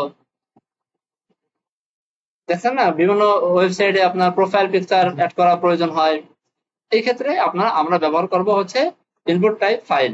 সেটা যে কোনো ফাইল হইতে পারে, যে কোনো ফরম্যাটের ফাইল হইতে পারে এটার জন্য। তো এটা আমাদের প্রচুর কাজে লাগবে। ইনপুট টাইপ হিডেন, এটা একটা আজব জিনিস, আজব জিনিস। এটা হলো এমন একটা ইনপুট, যে ইনপুট আপনি ব্রাউজারে দেখতে পারবেন না, দিয়েছেন বাট দেখা যায় না, কিছুই নাই এখানে। এর কারণ হচ্ছে আপনারা অলরেডি বুঝে ফেলছেন যে এই ফর্মের সাহায্যে আমরা হলো ডাটা পাস করি, ঠিক আছে? তা মনে করেন এইখানে আমরা মানে একটা ডাটা, এমন একটা ডাটা পাস করতে চাই এই ইনপুটের মাধ্যমে, এই ফর্মের সাথে, যে ডাটাটা আমি ইউজারকে দেখাইতে চাই না, গোপনে গোপনে কোনো ডাটা পাস করে দিতে চাই, বুঝতে পারছেন? এই ইনপুটের সাথে আরো অনেক অ্যাট্রিবিউট ব্যবহার করা যায়, আমি একটু পরেই দেখাবো সেগুলা। ওই অ্যাট্রিবিউটের সাহায্যে আমরা ডাটাগুলোকে পাস করব, বাট সেই ডাটাটা ইউজার থেকে নেবো না, আমার কাছে আছে, আমার কাছে আছে, সেই ডাটাটা আমি পাস করে দেবো। তাহলে ইনপুটটা ইউজারকে দেখায় লাভ আছে আমার? লাভ নাই। যেমন যেমন অনেক সময় প্রোডাক্টের আইডি হতে পারে, প্রোডাক্টের আইডি, হ্যাঁ, প্রোডাক্টের আইডি দেখায় লাভ নাই। আবার মনে করেন অনেক সময় যখন আমার পেমেন্ট করতে যায়, তখন পেমেন্টের বিভিন্ন কি মানে থাকে, ব্যাংকের বিভিন্ন ইনফরমেশন থাকে, এগুলো পাস করার প্রয়োজন নাই, অনেক কিছু থাকতে পারে এটা। তাহলে এটা আমাদের লাগবে, বাট এখন লাগবে না, এটা লাগবে হচ্ছে আমাদের ডেভেলপমেন্টের সময়। আচ্ছা থাক, এটা কমেন্ট করে রাখি। ইনপুট টাইপ ইমেজ লাগবে না, ইনপুট টাইপ মান্থ লাগবে না, ইমেজ লাগবে না, কারণ ইমেজের কাজটা আমরা করবো হচ্ছে ইনপুট টাইপ ফাইল দিয়ে। আপনারা প্র্যাকটিস করতে পারেন, চাইলে দেখে প্র্যাকটিস করতে পারেন, দেখতে কেমন লাগে একটু দেখি। মান্থ প্রয়োজন নাই, নাম্বার এটা আমরা দেখে ফেলছি, পাসওয়ার্ড দেখে ফেলছি, রেডিও অনেক ইম্পর্টেন্ট, রেডিও, রেডিওটা আমরা দেখি। তো এটাকে আমরা কপি করি, টাইপ রেডিও, আর এখানে বলবো হচ্ছে মেল, তিনটা ইনপুট লাগবে আমার। কপি, একটু নিচে নিচে করি তাহলে সুন্দর লাগবে। ফিমেল, আমাদের এখানে কোনো আদার্স নাই, আমরা এটা বাদ দিই। রিলোড করি, মেল এবং ফিমেল চলে আসছে, আসছে না? এখন একটা সমস্যাও আছে, আপনি মনে করেন উপর দিক তাকায় ক্লিক করছেন, ফিমেলে ক্লিক করে ফেলছেন, এখন বলে আরে কি সর্বনাশ হয়ে গেছে, আমি তো ফিমেল না, আমার মেলে ক্লিক করলেন, ডাবল জেন্ডার হয়ে গেল, তাই না? ফেসবুকের এখানে কিন্তু ডাবল জেন্ডার হওয়ার সুযোগ নাই, যে কোনো একটা, খেয়াল করছেন? আমাদের ওয়েবসাইটে কিন্তু ডাবল জেন্ডার হয়ে বসে আছে, তাই এটা ফিক্সড করবো একটু পরেই, আমরা আগে দেখে নিই সবগুলা। এবারে রেঞ্জ, এটা কিছুই না, এটা লাগে না, এটা আমরা অন্যভাবে করি, বা এটা যদি আপনি কখনো অডিও বা ভিডিও টাইপের কোনো প্রজেক্ট করতে চান লাগতে পারে, খুব একটা লাগবে না, এটা হচ্ছে টানাটানি করার একটা একটা একটা ফালতু একটা জিনিস দিয়ে দিবে, বসে বসে টানাটানি করবেন, এই যে যদি কোনো সময় না কাটে, তাহলে ইনপুট টাইপ এরকম রেঞ্জ দিয়ে এখন টানাটানি করবেন, আর কিছু না। লাগে, মাঝে মাঝে কাজে লাগে। রিসেট, ইনপুট টাইপ রিসেট লাগে না। এটা হচ্ছে আপনি ভুলে একটা ফর্ম ডাটা দিয়ে ফেলছেন, ভুলে আপনি চাচ্ছেন যে ক্লিক করার মাধ্যমে সেই ডাটাগুলোকে রিসেট হয়ে যায়, এর জন্য ইনপুট টাইপ রিসেট ব্যবহার করা যায়। বাকি এটা আমরা ব্যবহার এখন আর করি না। এখন আমরা এই কাজগুলো বাটন যেহেতু ক্লিক যেহেতু করতে হবে সেহেতু বাটন টাইপ, আমি ইনপুটে যাবো কেন, বুঝতে পারছেন? আচ্ছা, তো এটা আমরা ব্যবহার করব না। Search, input type search, input type text একই কথা। সার্চ করার জন্য যদি আপনি যদি কোনো বিশেষ ইনপুট রাখতে চান তাহলে তার টাইপ আপনি চাইলে টেক্সটও রাখতে পারেন, চাইলে আপনি সার্চও রাখতে পারেন। বুঝে আসছে ভাই? ইনপুট টাইপ সাবমিট, বুঝেই ফেলছেন যে কোন একটা বাটনের মতো তৈরি হবে, যেখানে ক্লিক করব ফর্মটা সাবমিট হয়ে যাবে। আর আমরা সাবমিট করছি কি দিয়ে? বাটন দিয়ে। তাহলে স্ট্যান্ডার্ড কোনটা? বাটন ব্যবহার করা স্ট্যান্ডার্ড। আচ্ছা, ইনপুট টাইপ টেলিফোন লাগে না। ইনপুট টাইপ টেক্সট, এটা সবচেয়ে বেশি লাগবে। ইনপুট টাইপ টাইপ টাইম লাগবে না, ইউআরএল লাগবে না, উইক লাগবে না। আপনারা চাইলে এগুলোকে প্র্যাকটিস করলেও করতে পারেন, আমার মনে হয় না খুব একটা ফায়দা হবে, কারণ রিয়েল লাইফ প্রজেক্টে এগুলো লাগে না। আমরা যে কটা দেখলাম এই কটাই লাগে। বুঝে আসছে? হ্যাঁ হ্যাঁ, ওটা আসতেছে, ওটা আসতেছে পরে। আমরা জাস্ট ইনপুট দেখলাম, শুধু একটা ট্যাগের ভেরিয়েন্ট দেখলাম, একটা ট্যাগের, তাই না? একটা মাত্র ট্যাগের কতগুলো ভেরিয়েন্ট দেখলাম, এত ভেরিয়েন্ট লাগবে না আমাদের। তাহলে খুঁজে মুজে পাইলে আমরা কয়টা লাগবে? এটাও লাগবে না, ধরেন এটাও ফালতু। এইটা লাগবে একটা, দুইটা, তিনটা, চারটা, পাঁচটা, ছয়টা, সাতটা, আটটা। এই 7 থেকে 8টা ভেরিয়েন্ট আমাদের লাগবে, আর একটাও আমাদের লাগবে না। এখন প্রশ্ন হতে পারে যে অন্য অন্য কাজের ক্ষেত্রে আমরা, যেমন আমি একটা উদাহরণ দিই, ধরেন ইন যে মান্থ, ইনপুট টাইপ মান্থ, এখান থেকে এখানে রাখি, সেভ করি, রিলোড করি। দেখেন এখানে ক্লিক করলে একটা ক্যালেন্ডার পাওয়া যাচ্ছে, মান্থ সিলেক্ট করা যাচ্ছে। যদি আপনাদের মাথায় আসতে পারে যদি এরকম কোনো সময় লেগে যায়, তো সাধারণত এই সমস্ত কাজে আমরা থার্ড পার্টি বিভিন্ন প্লাগইন ব্যবহার করি। থার্ড পার্টি, ঠিক আছে, যেখানে আরো সুন্দর করে আমাকে, এখানে যেমন একটা বাই ডিফল্ট একটা ক্যালেন্ডার মধ্যে দিচ্ছে, দেখতে কিন্তু অতটা ভালো লাগতেছে না, আরো আই ক্যাচিং থিমের সাথে যায়, কালারের সাথে মিলে। যেমন এখানে একটা সবুজ কালার, এই যে একটা কালার, এই কালার চেঞ্জ করতে পারবেন, এই চেঞ্জ করতে খবর আছে। তা আপনি আপনি যদি থার্ড পার্টি কোনো প্যাকেজ বা কোনো কিছু ব্যবহার করেন তাহলে নিজের মতো কাস্টমাইজ করা যায়। আপনার থিম ধরেন ব্লু কালারের, আপনি ব্লু কালার ব্যবহার করলেন। থিম যদি হয় আপনার রেড কালারের, আপনি এমন একটা ক্যালেন্ডার আনলেন, সেই ক্যালেন্ডার হচ্ছে রেড কালারের ক্যালেন্ডার। বুঝে আসছে ভাই? এই কারণে সাধারণত আমরা এগুলোকে ব্যবহার করি না। আমরা না করে আমরা থার্ড পার্টি বিভিন্ন প্যাকেজ ব্যবহার করি, ওটা আমরা আস্তে আস্তে দেখবো ইনশাআল্লাহ। তো এই জন্যই বলছিলাম এগুলো আমাদের খুব একটা লাগে না। এইবার আসেন, আমরা অনেকগুলো ট্যাগ শিখে ফেললাম মোটামুটি, মানে অনেকগুলো, এগুলো সব যতগুলো দেখতেছি সবগুলো হচ্ছে ইনপুট ট্যাগ, একই ট্যাগের অনেকগুলো ভ্যারিয়েন্ট শিখলাম। এবার আসেন আরো কিছু আনুষঙ্গিক জিনিস আমাদেরকে শিখতে হবে, আরো কিছু আনুষঙ্গিক জিনিস। সেটা হচ্ছে অনেক ওয়েবসাইটে দেখবেন যে এই যে নেমের আগে একটা কথা লেখা থাকে, এখানে এখানে লেখা থাকে। আমি যদি আপনাদেরকে কোথায় দেখাবো ওটা, ও এখানে আছে, এই যে এখানে আছে, এই যে এখানে আছে, মানে এখানে কোনো প্লেস হোল্ডারও দেওয়া আছে, উপরে আপনার এই যে এমন লেখা আছে। আবার দেখেন এই লেখার উপর যখন ক্লিক করি, সরি এটা করা নাই মনে হয়, এখানে ক্লিক করলে ভিতরে কার্সর পরে মানে বসে যাওয়ার কথা, আমি লেখার উপরে ক্লিক করলে বসে যাওয়ার কথা। আচ্ছা, এখান থেকে আরো সহজে বুঝবো, বা এখান থেকে, এই যে এখান থেকে লগ ইন,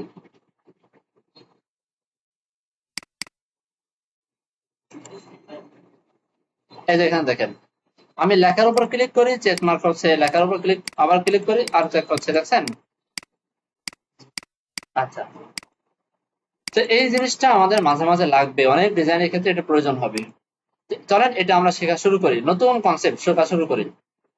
মনে করেন এইখানে আমি একটা স্প্যান ট্যাগ নিলাম, বললাম যে your name, control S A save করি, রিলোড করি, আসছে ইওর নেম। ভালো কথা, ইওর নেম আসছে। এখন আমি ইওর নেমের উপর যখন ক্লিক করি তখন দেখেন এইখানে কার্সর বসে যাওয়ার কথা। এই ইওর নেম যে এই ইনপুট বক্সের ইওর নেম, এটা কিন্তু আমি এখানে বলে দিইনি। খুব ভালো করে বুঝেন, এটা হচ্ছে এমন একটা টেক্সট যে টেক্সটের সম্পর্ক হচ্ছে এই ইনপুটের সাথে, এই ট্যাগের সাথে, তাই না?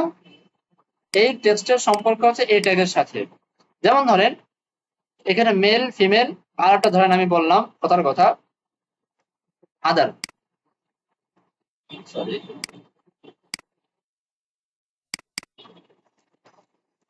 আদার, সেভ করি। এখন আপনি হয়তো মোটামুটি বুঝমান মানুষ, আপনি ওয়েবসাইট সম্পর্কে মোটামুটি ভালো জানেন। এখন আমি আসলে ওয়েবসাইট সম্পর্কে তেমন জানি না, মূর্খ দুর্গা মানুষ। এখন এই যে গোল্লা সাইনটা দিয়েছেন, এই গোল্লা সাইনটা কি মেল বোঝায় আর ফিমেল বোঝায় আমি বুঝতে পারতেছি না। এরকম সিচুয়েশন পড়তে পারে না? অনেকগুলো চেক মার্ক, ধরেন এখানে একটা চেক মার্ক হয়েছে এখানে, হ্যাঁ, অনেকগুলো চেক মার্ক এরকম পাশাপাশি পাশাপাশি আছে। লেখা থাকলো ইউর স্কিল, সেখানে এইচটিএমএল সিএস হাবল দাবল অনেক কিছু লেখা থাকলো, পাশাপাশি পাশে একটা করে চেক মার্ক থাকলো। এখন একটা চেক মার্ক বেচারা এরকম মাঝখানে পড়ে গেছে, আপনি বুঝতে পারতেছেন না এটা কি ডানেরটা না বামেরটা। সবচেয়ে ভালো কি হয়, এই লেখার উপর যদি ক্লিক করি তাহলে চেক হয়ে যাওয়াটা ভালো না? বিষয়টা ক্লিয়ার? এই কনসেপ্টটাই ব্যবহার হয় প্রত্যেকটা ইনপুটের সাথে। আমি এখানে এই লেখাটা লিখলাম, এই লেখার সম্পর্ক তো আমার এই ইনপুটের সাথে, তার মানে এই লেখাটাকে এই ইনপুটের সাথে আমাকে মানে কি বলে লিঙ্ক আপ করাইতে হবে। বিষয়টা ক্লিয়ার? খুব সহজ, খুব ইজি কনসেপ্ট। এটা করার জন্য আমরা যেটা করব, আমরা স্প্যান ট্যাগ ব্যবহার করব না, আমরা লেবেল ট্যাগ ব্যবহার করব। লেবেল, ওকে, লেবেল। লেবেল মানে তো বুঝেন, ওই যে কোন একটা পণ্যের উপর একটা লেবেল লাগানো হয় না, বলে না মানে পণ্যের উপরে যে একটা মার্কিং করে দেওয়া থাকে, বলা হয় এটা হচ্ছে এই পণ্যের লেবেল, এই লেবেল। তার মানে এটা হচ্ছে লেবেল, কার লেবেল? এই ইনপুটের লেবেল। আচ্ছা, এখানেও আমাকে লেবেল তো হবে, লেবেল। একটা এক্সটেনশন দেখি তো আছে কিনা, অটো ক্লোজ ট্যাগ।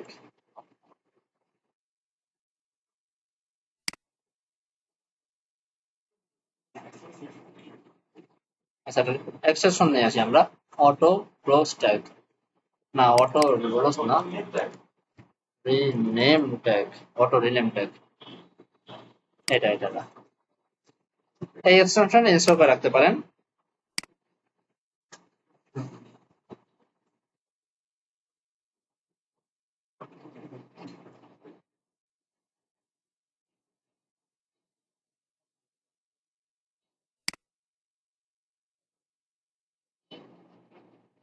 আচ্ছা, ইনস্টল হয়ে গেছে অলরেডি। এখন আমরা যদি এই ওপেনিং ট্যাগটা কখনো চেঞ্জ করে দেখেন, ক্লোজিং ট্যাগ অটোমেটিক চেঞ্জ হয়ে যাবে। এটা অনেক সময় প্রয়োজন হয়, কখন প্রয়োজন হয় জানেন? এরকম যখন লম্বা লেখা আপনার প্রয়োজন হবে, লম্বা লেখা, ভিতরে অনেক কন্টেন্ট, আপনি চাচ্ছেন এই প্যারেন্টকে চেঞ্জ করতে, ইউএল এর জায়গায় ওএল লিখতে, দেখেন অটোমেটিক তার ক্লোজিংটাকে ধরে সেই ক্লোজিংটা চেঞ্জ করে দেবে। এটা আপনাদের জন্য হেল্পফুল হবে, এটা আপনারা ব্যবহার করতে পারেন, সমস্যা নেই।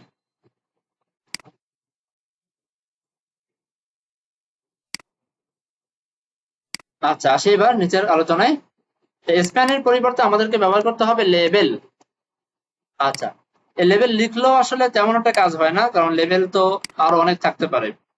আমাদেরকে এমন একটা কাজ করতে হবে যে এই লেবেলটা যে এই ইনপুটের সেটা আমাকে বুঝাই দিতে হবে, এই লেবেল যে এই ইনপুটের সেটা আমাকে বুঝাই দিতে হবে। এখন বলতে হবে যে লেবেলকে বলতে হবে, লেবেল তুমি কার, বুঝতে পারছেন না? লেবেল তুমি কার বললাম, এখানে ফরের ভিতরে যে কোনো নাম দিতে হবে, এটা নিক নেম, যে কোনো নাম দিতে পারেন। আমি দিলাম ধরেন মাই হাইফেন নেম। এখন এই লেবেল ডাক দিবে মাই নেম বলে, যে ভাইজান মাই নেম নামে কোনো ভাইজান আছেন কিনা হাত তোলেন। আর এ বলবে কি, একটা আইডি দিয়ে বলবে আমি হাজির, মানে এর একটা আইডেন্টিটি আছে, সে আইডেন্টিটি হচ্ছে মাই নেম।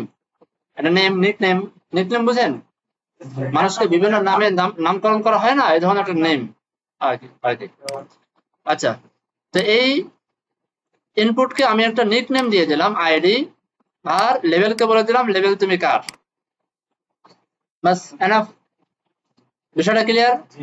কন্ট্রোল এস দিয়ে সেভ করি, রিলোড করি। এইবার দেখেন ইউর নেমে পার্থক্য হয়ে গেছে, কিন্তু আগে কিন্তু এখানে টেক্সটের কার্সর দেখাইতেছিল, এই যে এরকম এরকম দেখাইতেছিল, এই যে টেক্সটের মতো করে। এখন কিন্তু আপনার নরমাল কার্সর, খেয়াল করছেন? ক্লিক করার সাথে সাথে ভিতরে কার্সর বসে যাবে। আর কোনো ঝামেলা আছে? এইবার কেউ কনফিউজ হওয়ার কোনো সুযোগ আছে আর? আচ্ছা, এখন একটা জিনিস মনে রাখবেন, এই ইনপুটকে যে আপনি নেম দিয়েছেন, নিক নেম দিয়েছেন আইডি দিয়ে, এই আইডি দিয়ে যদি নিক নেম দেন, তাহলে এই যে মাঝখানে যে কিওয়ার্ডটা লিখবেন, এই কিওয়ার্ডটা অবশ্যই এটা রিজার্ভ কিওয়ার্ড হয়ে যায়। এটা সেকেন্ড টাইম আর ব্যবহার করতে পারবেন না, এটা মাথায় রাখবেন, ঠিক আছে? যদি কোনো ট্যাগকে আপনি আইডি দিয়ে আইডেন্টিফাই করেন, তাহলে আইডির ভিতরে যে নিক নেমটা দিবেন, আইডেন্টিফাই করার জন্য নিশ্চয়ই আপনাকে একটা নিক নেম দিতে হবে। এই নিক নেমটা রিজার্ভ হয়ে যাবে ওই ট্যাগের জন্য, অন্য কোনো ট্যাগকে সেই নাম দিতে পারবেন না। ওকে, ইনপুটটাকে আপনি আবার কেন ব্যবহার করবেন, কোন লজিকে? আপনি আর কোন আইডি এরকম ব্যবহার করার প্রয়োজন আছে? আচ্ছা, শুধু আইডির ক্ষেত্রে নিকনেম হবে, অন্য ক্ষেত্রে না। শুধু আইডির ক্ষেত্রে, শুধু আইডির ক্ষেত্রে, হ্যাঁ নিকনেম হবে। এরকম এরকম মনে করেন দুইবার লেখা কি লজিক্যাল? এটা তো প্রয়োজন না, আপনি একবার লিখলেই হয়ে যায়। আচ্ছা, এই জন্য আইডি ব্যবহার করতে একটু হুঁশিয়ার হয়ে করতে হবে। আমি এখানে আবার লেভেল নেই, লেভেল, এখানে ফর দেখেন অটোমেটিক চলে আসছে। আমি বললাম মাই ইমেইল, আর এখানে বললাম যে ইউর ইমেইল, ইমেইল। এখানে কি দিতে হবে? আইডি মাই ইমেইল। সুন্দর। এখানে একটা লেভেল নেই, লেভেল বললাম যে মাই পাসওয়ার্ড, যদিও দুই অক্ষর লেখাটা ঠিক না, আমি লিখতেছি তারপরও।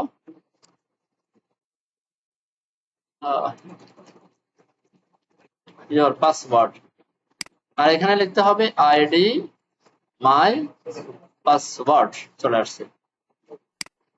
এখানে লিখতে হবে লেভেল মাই ফোন,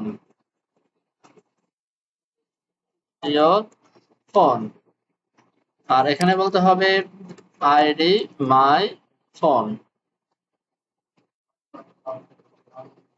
ওকে, আরো আছে, আর ব্যবহারই করবো না, কষ্ট হয়েছে লিখতে লিখতে, এটা কমেন্ট করে রাখি, পালাবো কেন।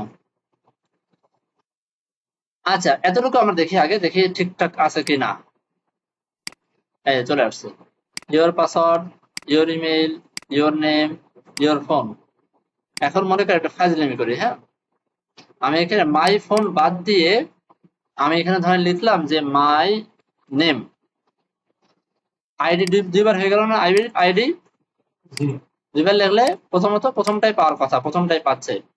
বাকি এইখান থেকে যদি আমি ধরেন মাই নেম 0 দিলাম, তাহলে দেখেন এই লেভেল আর এই ইনপুট, কোথাকার কোন লেভেল, কোথাকার কোন ইনপুট, কোন এলাকার মাইয়া কোন এলাকার পোলা, বুঝছেন? জয়েন হয়ে যাবে।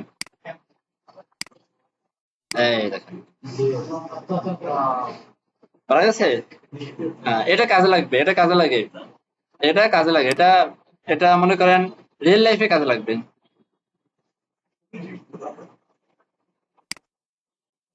ঠিক আছে, এবার আসেন এটা নিয়ে কাজ করি আমরা, এটা নিয়ে।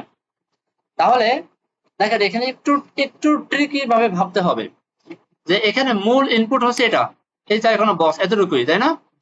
আর এই লেখাটা হচ্ছে এই বক্সের সাথে রিলেটেড লেখা, তার মানে আমরা এই লেখাটাকে লেভেলের ভিতরে ঢুকাই দিতে পারি, বিষয়টা তাই না? আচ্ছা, তাহলে কই আছে এটা? এই দেখেন, এইটাকে আমরা কাট করে নিচেও লিখতে পারি, লেভেলের ভিতরে আমরা ঢুকাই দিলাম। আর এখানে বললাম যে ধরেন চেকবক্স, চেকবক্স, আর ইনপুটের সাথে একটা আইডি দিতে হবে, চেকবক্স। বুঝেই ফেলছেন যে উপরে নিচে সামনে পেছনে লেখাটা কোনো বিষয় না। রিলোড করি, এবার দেখেন এখানে ক্লিক করি, check, check. Input type file, এটা নিয়ে কোনো কাজ নাই তেমন একটা। এইখানে এসে আমাদের কাজ আছে, এখানে অনেকগুলো কাজ আছে। এটা নিয়ে অনেকগুলো কাজ আছে। আমি কন্ট্রোল চেপে এখানে ক্লিক করলাম, সরি নর্মালি একটা ক্লিক করলাম, এখানে কন্ট্রোল চেপে এখানে আরেকটা ক্লিক করলাম। এটা হয় না কেন? হ্যাঁ হ্যাঁ হ্যাঁ হ্যাঁ, ও sorry sorry sorry sorry, alter alter, normal click then alter then alter, এটা চেঞ্জ করা যায়। আমি কন্ট্রোল চেঞ্জ করে রাখছি তো এজন্য আমার মনে পড়তেছে কন্ট্রোল। আচ্ছা, এখানে আমি তিনটাকে একসঙ্গে লিখবো, লেভেল। ওকে, শিফট চেপে ধরে রাইট অ্যারো দিলাম, শিফট চেপে ধরে রাইট অ্যারো, পাইছি। কন্ট্রোল এক্স, কিছু শর্টকাট দেখাচ্ছি, এটা মনে না রাখতে পারলে সমস্যা নেই। এবারে প্রত্যেকটা কার্সরকে আমি লাইনের শেষে নিয়ে আসবো, এটার জন্য এন্ড বাটন, কিবোর্ডের end button, then control V. বুঝেন নাই? আরেকবার দেখাবো? আচ্ছা, প্রথমে হচ্ছে অল্টার, প্রথম নর্মাল ক্লিক করবো, এখানে নর্মাল ক্লিক, অল্টার চেপে আরেক ক্লিক, আবার অল্টার চেপে আরেক ক্লিক, পাইলো। ঠিক আছে ঠিক আছে। এখানে কিছু একটা লিখবো আমি, ধরেন এখানে লেভেল লিখলাম, এখানে এই এই সাইনটা দেওয়ার পরে অটোমেটিক ক্লোজিং ট্যাগ চলে আসছে। আমি এখন ক্লোজিং ট্যাগটুকু কাটতে চাই, এখন ক্লোজিং ট্যাগ গুলো কাটতে চাইলে আমাকে আগে সিলেক্ট করতে হবে। আর 3 লাইন একসঙ্গে সিলেক্ট করা আপনি মাউস দিয়ে করতে পারেন, বাকি কিবোর্ড দিয়ে করাটা সহজ। কেমনে? কার্সর যেখানে আছে এখানে থাকা অবস্থায় শিফট চেপে কিবোর্ডের রাইট অ্যারো, রাইট অ্যারো বুঝেন? ডান দিকে যে একটা চিহ্ন এরকম, ওটা তীর চিহ্ন, ডান দিকে তীর চিহ্ন, উপরে নিচে ডানে বামে নেওয়ার জন্য যে বাটন গুলা, কন্ট্রোল এক্স দিলাম, কাট হয়ে গেল। এবার আমি চাচ্ছি প্রত্যেকটা কার্সরের জন্য ওই লাইনের সবার শেষে চলে আসে, এটার জন্য কিবোর্ডের এন্ড, কিবোর্ডের এন্ড বাটন, কন্ট্রোল ভি দিলাম, চলে আসলো এন্ড বাটন। আচ্ছা, এবার আসেন রিলোড করি, সবগুলো এখন আপনার লেভেল ট্যাগের ভিতরে চলে আসছে, সবগুলো লেভেল ট্যাগে চলে আসছে। এবার এই ইনপুটকে এই লেভেলের সাথে, এই ইনপুটকে এই লেভেলের সাথে, এই ইনপুটকে এই লেভেলের সাথে আমরা কাজ করার পালা। আসেন, এখন এই ইনপুটকে আমি একটা আইডি দেই, আইডি ধরেন মেল, এই ইনপুটের আইডি ফিমেল, এই ইনপুটের আইডি আদার, আর লেভেলের ভিতরে এই লেভেলের for mail, for female, for other. এখানে ক্লিক করলে কাজ করতেছে, এখানে ক্লিক করলে কাজ করে, কাজ করে, মানে আমার ফর আর আইডির কাজ শেষ। এবার হচ্ছে এই যে বিপদ থেকে মুক্তি পাওয়ার পালা। এবার আমাকে করতে হবে কি, একটু চালাকি করে এই তিনটা রেডিওকে একটা গ্রুপের ভিতরে ঢুকায় ফেলতে হবে, একটা গ্রুপের ভিতরে ঢুকায় ফেলতে হবে। ঠিক আছে, গ্রুপের ভিতরে যখন ঢোকাবো তখন কাজ হয়ে যাবে। অর্থাৎ আমি বলবো যে ভাই এটা হচ্ছে একটা গ্রুপ, আর যেহেতু একটা গ্রুপ, সে একটা গ্রুপ থেকে তো একটাই চুজ করা যাবে, স্বাভাবিক, রেডিও যেহেতু। সে তখন করবে কি, পুরা গ্রুপকে মানে এমন সিস্টেম করে ফেলবে যে গ্রুপের যে কোনো একটাকে ক্লিক করলে আরেকটা আনক্লিক হয়ে যাবে, একটাকে চেক করলে আরেকটা আনচেক হয়ে যাবে। এটার জন্য যেহেতু এই তিনটা ইনপুটকে আমি, দেখেন মূলত কিন্তু চেক হচ্ছে ইনপুটে, লেভেলে না, তাই না? এই ইনপুট, তিনটা ইনপুটকে আমাকে ধরে অল্টার চেপে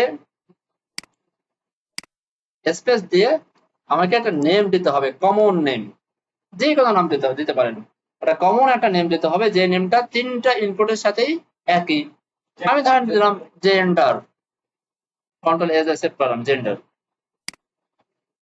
রিলেট করেন, মেল সিলেক্ট করেন, ফিমেল সিলেক্ট করেন, আদার সিলেক্ট করেন।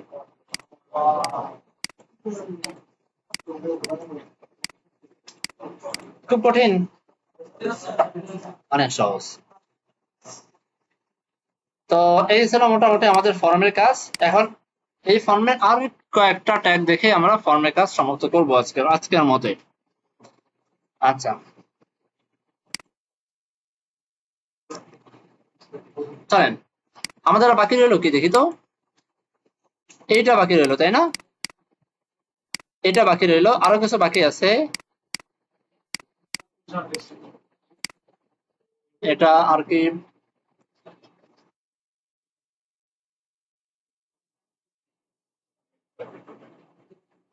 এটাই, এটা দেখি আর একটা ট্যাগ দেখে, দুটো ট্যাগ দেখে সামনে আগাই।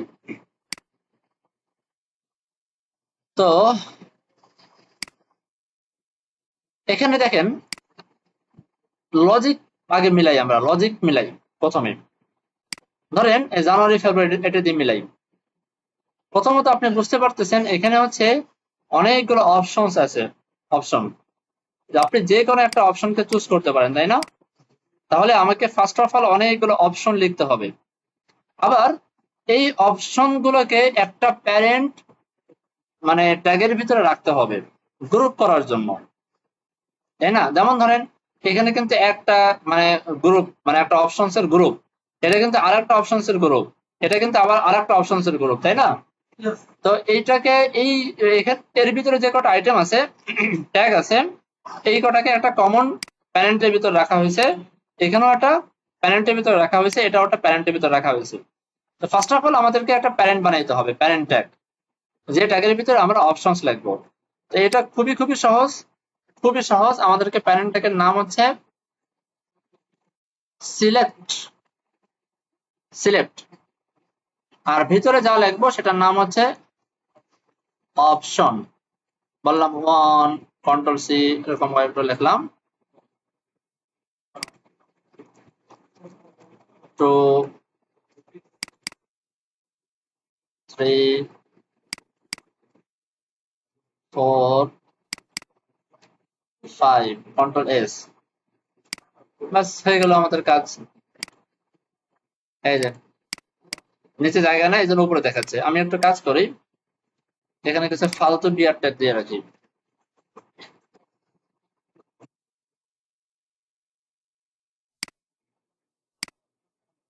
এই যে, আর এটার আগে দুইটা বিয়ার ট্যাগ দিই, বাটনটা নিচে চলে আসুক।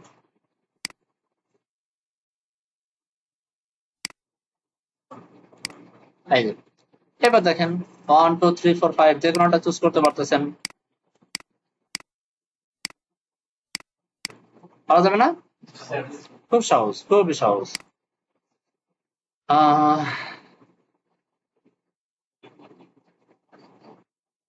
আচ্ছা, এখন এখানে একটা কথা আছে, কথা আছে কি জানেন? আপনি একটা ওয়েবসাইট বানাবেন, আপনার ওয়েবসাইট তো দীর্ঘমেয়াদী হতে হবে। এমন না যে ওয়েবসাইট এখন বানাইছেন 2 মাস পর আবার চেঞ্জ করবেন, এমন না। দীর্ঘমেয়াদী হওয়া লাগে ওয়েবসাইট গুলা। যেমন ধরেন আপনি gender, date of birth, date of birth দিলেন, এখানে 2025 সাল পর্যন্ত দেওয়া আছে। এই শুরু আছে মানে 2015 সাল পর্যন্ত, 1905 থেকে নিয়ে 2025 সাল পর্যন্ত দেওয়া আছে। এখন আপনি এভাবে 2025 সাল পর্যন্ত অপশন বানায় রাখছেন, যখন 26 সাল আসবে, কারো যখন 26 সাল চুজ করা লাগবে তখন আর ব্যবহার করতে পারবে? তাহলে কি করণীয়? এই একটা প্রশ্ন। 2 নম্বর প্রশ্ন হচ্ছে, এইখানে বসে বসে যদি আপনাকে বলা হয় 100টা অপশন বানান, মেজাজ মেজাজ পুরো গরম হয়ে যাবে, পুরো পুরো গরম হয়ে যাবে না? এই বসে বসে বানাবে, এটা বিদঘুট একটা ব্যাপার স্যাপার।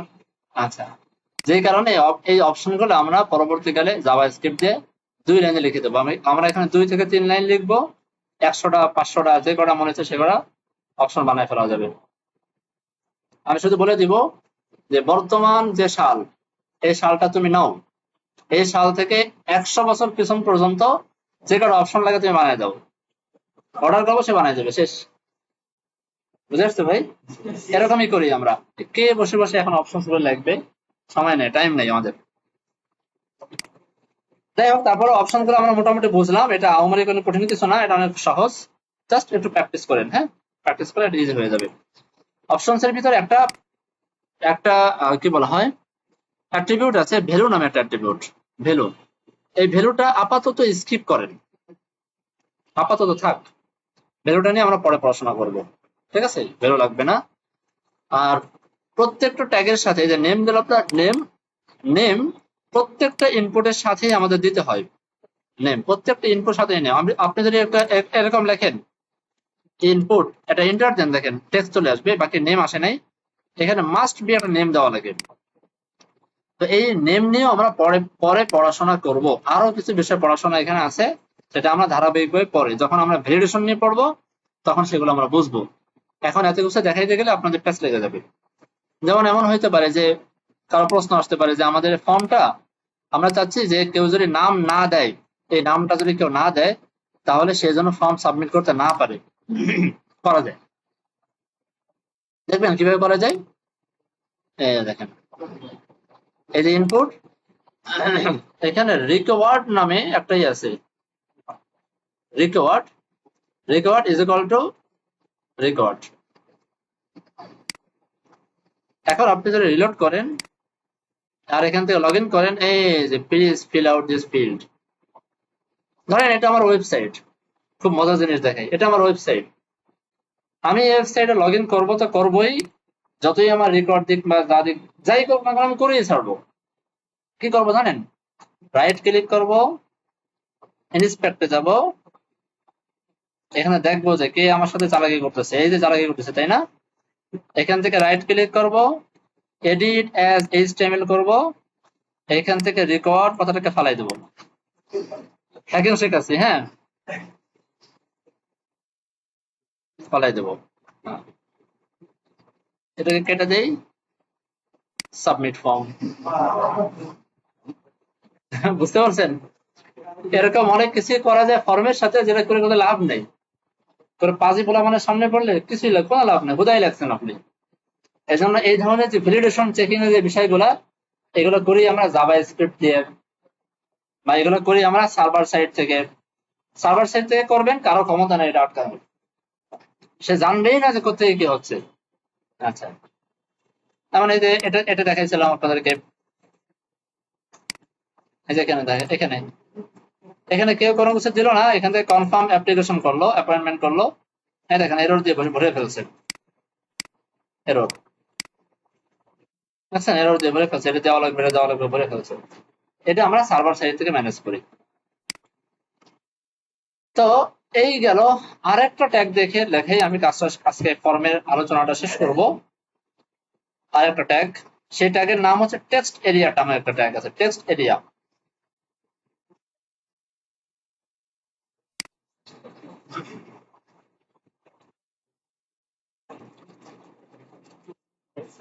টেক্সট এরিয়া নামে একটা ট্যাগ, এটা ডাবল ট্যাগ।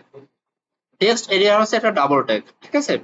টেক্সট এরিয়া, আমি আমি দুটো বিআর কপি করি, এটা নিচে দুটো বিআর পেস্ট করে দিই।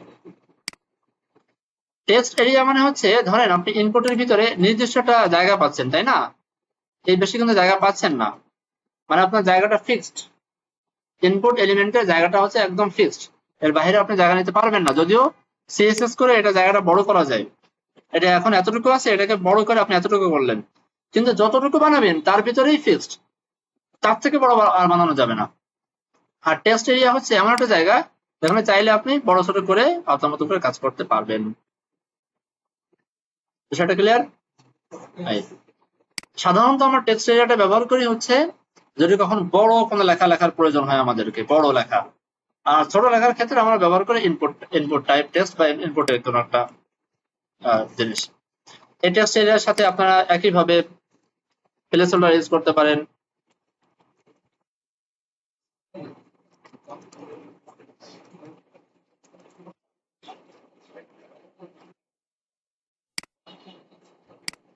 চলে আসছে, ওকে। এই টেক্সট এরিয়ার সাথেও আরো বেশ কিছু আনুষঙ্গিক জিনিসপত্র আছে। দেখ, এতক্ষণ পরে একটু ভদ্র হয়েছে, সে নেম সাজেস্ট করতেছে। এটার সাথে আরো অনেক কিছু অ্যাট্রিবিউট দেওয়া যায়। তো ওই আদার্স যে অ্যাট্রিবিউট গুলো, সেগুলো আমরা যখন আমরা ফর্ম নিয়ে ফাইনালি কাজ করব তখন আমরা ধারাবাহিকভাবে শিখবো, মানে এখন শিখলে প্যাচ লেগে যাবে। ওকে, আপনারা জাস্ট এই ইনপুট গুলা নিয়ে ট্রাই করেন। এবার আসেন বাটন নিয়ে কিছু কাজ শিখি। বাটন, আমাদের এখানে একটা বাটন আছে, আমি এখানে লগ ইন করলাম, লগ ইন নামে একটা বাটন রাখলাম। আর একটা বাটন, এই বাটনের নাম দেবো হচ্ছে রিসেট,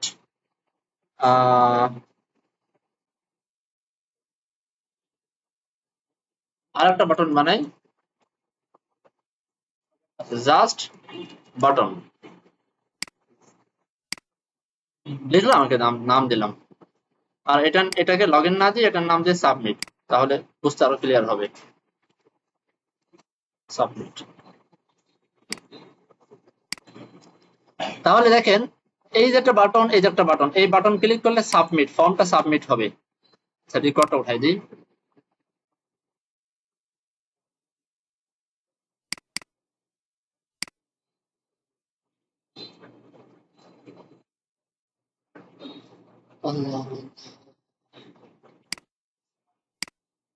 দেখেন ফর্মটা সাবমিট হচ্ছে। আর এখানে ধরেন ফর্মের মধ্যে কিছু আমি একটা লিখলাম বা কোনো কিছু চেক টেক করলাম, হ্যাঁ, এখান থেকে কিছু সিলেক্ট করলাম। আমি চাচ্ছি রিসেট বাটন ক্লিক করলে ফর্মটা যেন রিসেট হয়ে যায়। কিন্তু এখনো কিন্তু ফর্মটা সাবমিট হয়ে যাচ্ছে, খেয়াল করছেন? সাবমিট হয়ে যাচ্ছে। আর এটা হচ্ছে জাস্ট বাটন। কখনো আমাদের এরকম কিছু বানানোর দরকার হয় যে জাস্ট ক্লিক করতে হবে, ক্লিক করলে কিছু একটা ঘটবে, ক্লিক করতে হবে। অনেক সময় জাস্ট বাটন হিসেবে আমাদের কাজে লাগে বাটন। তো এই দুইটা কিন্তু আমাদের ফর্মের সাথে রিলেটেড, এই সাবমিট এবং রিসেটটা, হ্যাঁ। আর এটা হচ্ছে জাস্ট একটা বাটন, আমি ভিন্ন কোনো কাজে ব্যবহার করবো। যেমন ধরেন একটা ফর্ম সাবমিট হওয়া বা রিসেট হওয়ার কোনো কাজ না, আমি চাচ্ছি এখানে ক্লিক করলে কোনো একটা ইনপুট বক্স লাল হয়ে যাবে, এরকম কোনো একটা কাজ করতে চাচ্ছি আমরা ভবিষ্যতে, আমার একটা বাটন প্রয়োজন, তাই বানাইলাম। এখন বুঝতেই পারছেন যে বাটন যেহেতু তিনটা বানাইছি, এই তিনটা কিন্তু এখন এক রকমের আচরণ করতেছে। আপনি জাস্ট বাটনে ক্লিক করলে সাবমিট হয়ে যাচ্ছে। এর কারণ হলো আমরা বাটন ঠিকই বানাইছি, কিন্তু বাটনের টাইপ বলে দেই নেই। আমরা ইনপুটে যেমন টাইপ বলে দিছি, বাটনের তেমন টাইপ বলে দেই নাই। এখন এখানেও আসেন টাইপ লিখি, এই দেখেন সাজেস্ট করতেছি, দেখছেন? Button, reset, submit. এখানে কোনটা হওয়া উচিত? সাবমিট। টাইপ এখানে রিসেট, টাইপ এখানে বাটন। এইবার দেখেন আমাদের কাজ হয়ে যাবে। এবার আপনি কিছু একটা লিখে সাবমিট করেন, সাবমিট হচ্ছে। আবার কিছু একটা লিখে রিসেট করেন, ফর্ম রিসেট হয়ে যাচ্ছে, দেখছেন? এখানে কিছু লিখলাম, এখানে কিছু চেঞ্জ করলাম, এখানে চেঞ্জ করলাম, এখানে চেঞ্জ করলাম, এখানে কিছু অনেক কিছু লিখলাম। রিসেটে ক্লিক করে ফর্ম ফাঁকা। ক্লিয়ার? আদারওয়াইজ এই রিসেট বাটন ছাড়া, রিলোড করা ছাড়া কোনো উপায় ছিল না ফর্মটাকে রিসেট করার। আর বাটন, এটা জাস্ট বাটন, এটা ক্লিক করলে কিছুই হবে না। এটা আমরা যদি কোনো কাজে লাগাই হবে, না হলে হবে না, জাস্ট একটা বাটন। আচ্ছা, এখন আমি একটা ছোট একটা প্রশ্ন করে দেখি আপনার উত্তর দিতে পারেন কিনা। সেটা হচ্ছে, বাটন টাইপ সাবমিট ফর্মের বাইরে কোথাও ব্যবহার করার অনুমতি আছে? ফর্মের বাইরে কোথাও ব্যবহার করার অনুমতি আছে? এই ফর্ম নামক এই ট্যাগের বাইরে ব্যবহার করা যাবে? বোঝেন না আমার কথা? আমি ফর্ম ট্যাগ নিলাম না, জাস্ট কোথাও এরকম মনে করেন নিচে কোথাও আমি লিখলাম যে বাটন, আর এর টাইপ হবে সাবমিট। এটা কি লজিক্যাল হবে? কারণ হচ্ছে এই সাবমিট যেহেতু বাটনটাকে করতে হবে, মানে তার মানে একটা ফর্মকে সাবমিট করতে হবে। নিঃসন্দেহে এই বাটন টাইপ সাবমিটটা ফর্মের ভিতরেই থাকবে। একইভাবে রিসেট টাইপ হচ্ছে রিসেট, এটাও কিন্তু ফর্মের সাথে রিলেটেড, তার মানে ফর্মের ভিতর থাকতে হবে। বাট ইনপুট টাইম যে বাটনটা, এটা ব্যবহার করা যাবে না? এটা যাবে, কারণ এটা জাস্ট একটা বাটন। এটা আমরা অন্যান্য কাজেও ব্যবহার করতে পারি, এটার সাথে ফর্মের ডাটা চালাচালি বা ডাটা রিসেট করার কোনো সম্পর্ক নাই। বিষয়টা ক্লিয়ার? হ্যাঁ, ঠিক আছে, আমরা অনেক কিছু শিখে ফেললাম। বলেন, কোনো কনফিউশন আছে কিনা আজকের পড়ার ভেতরে?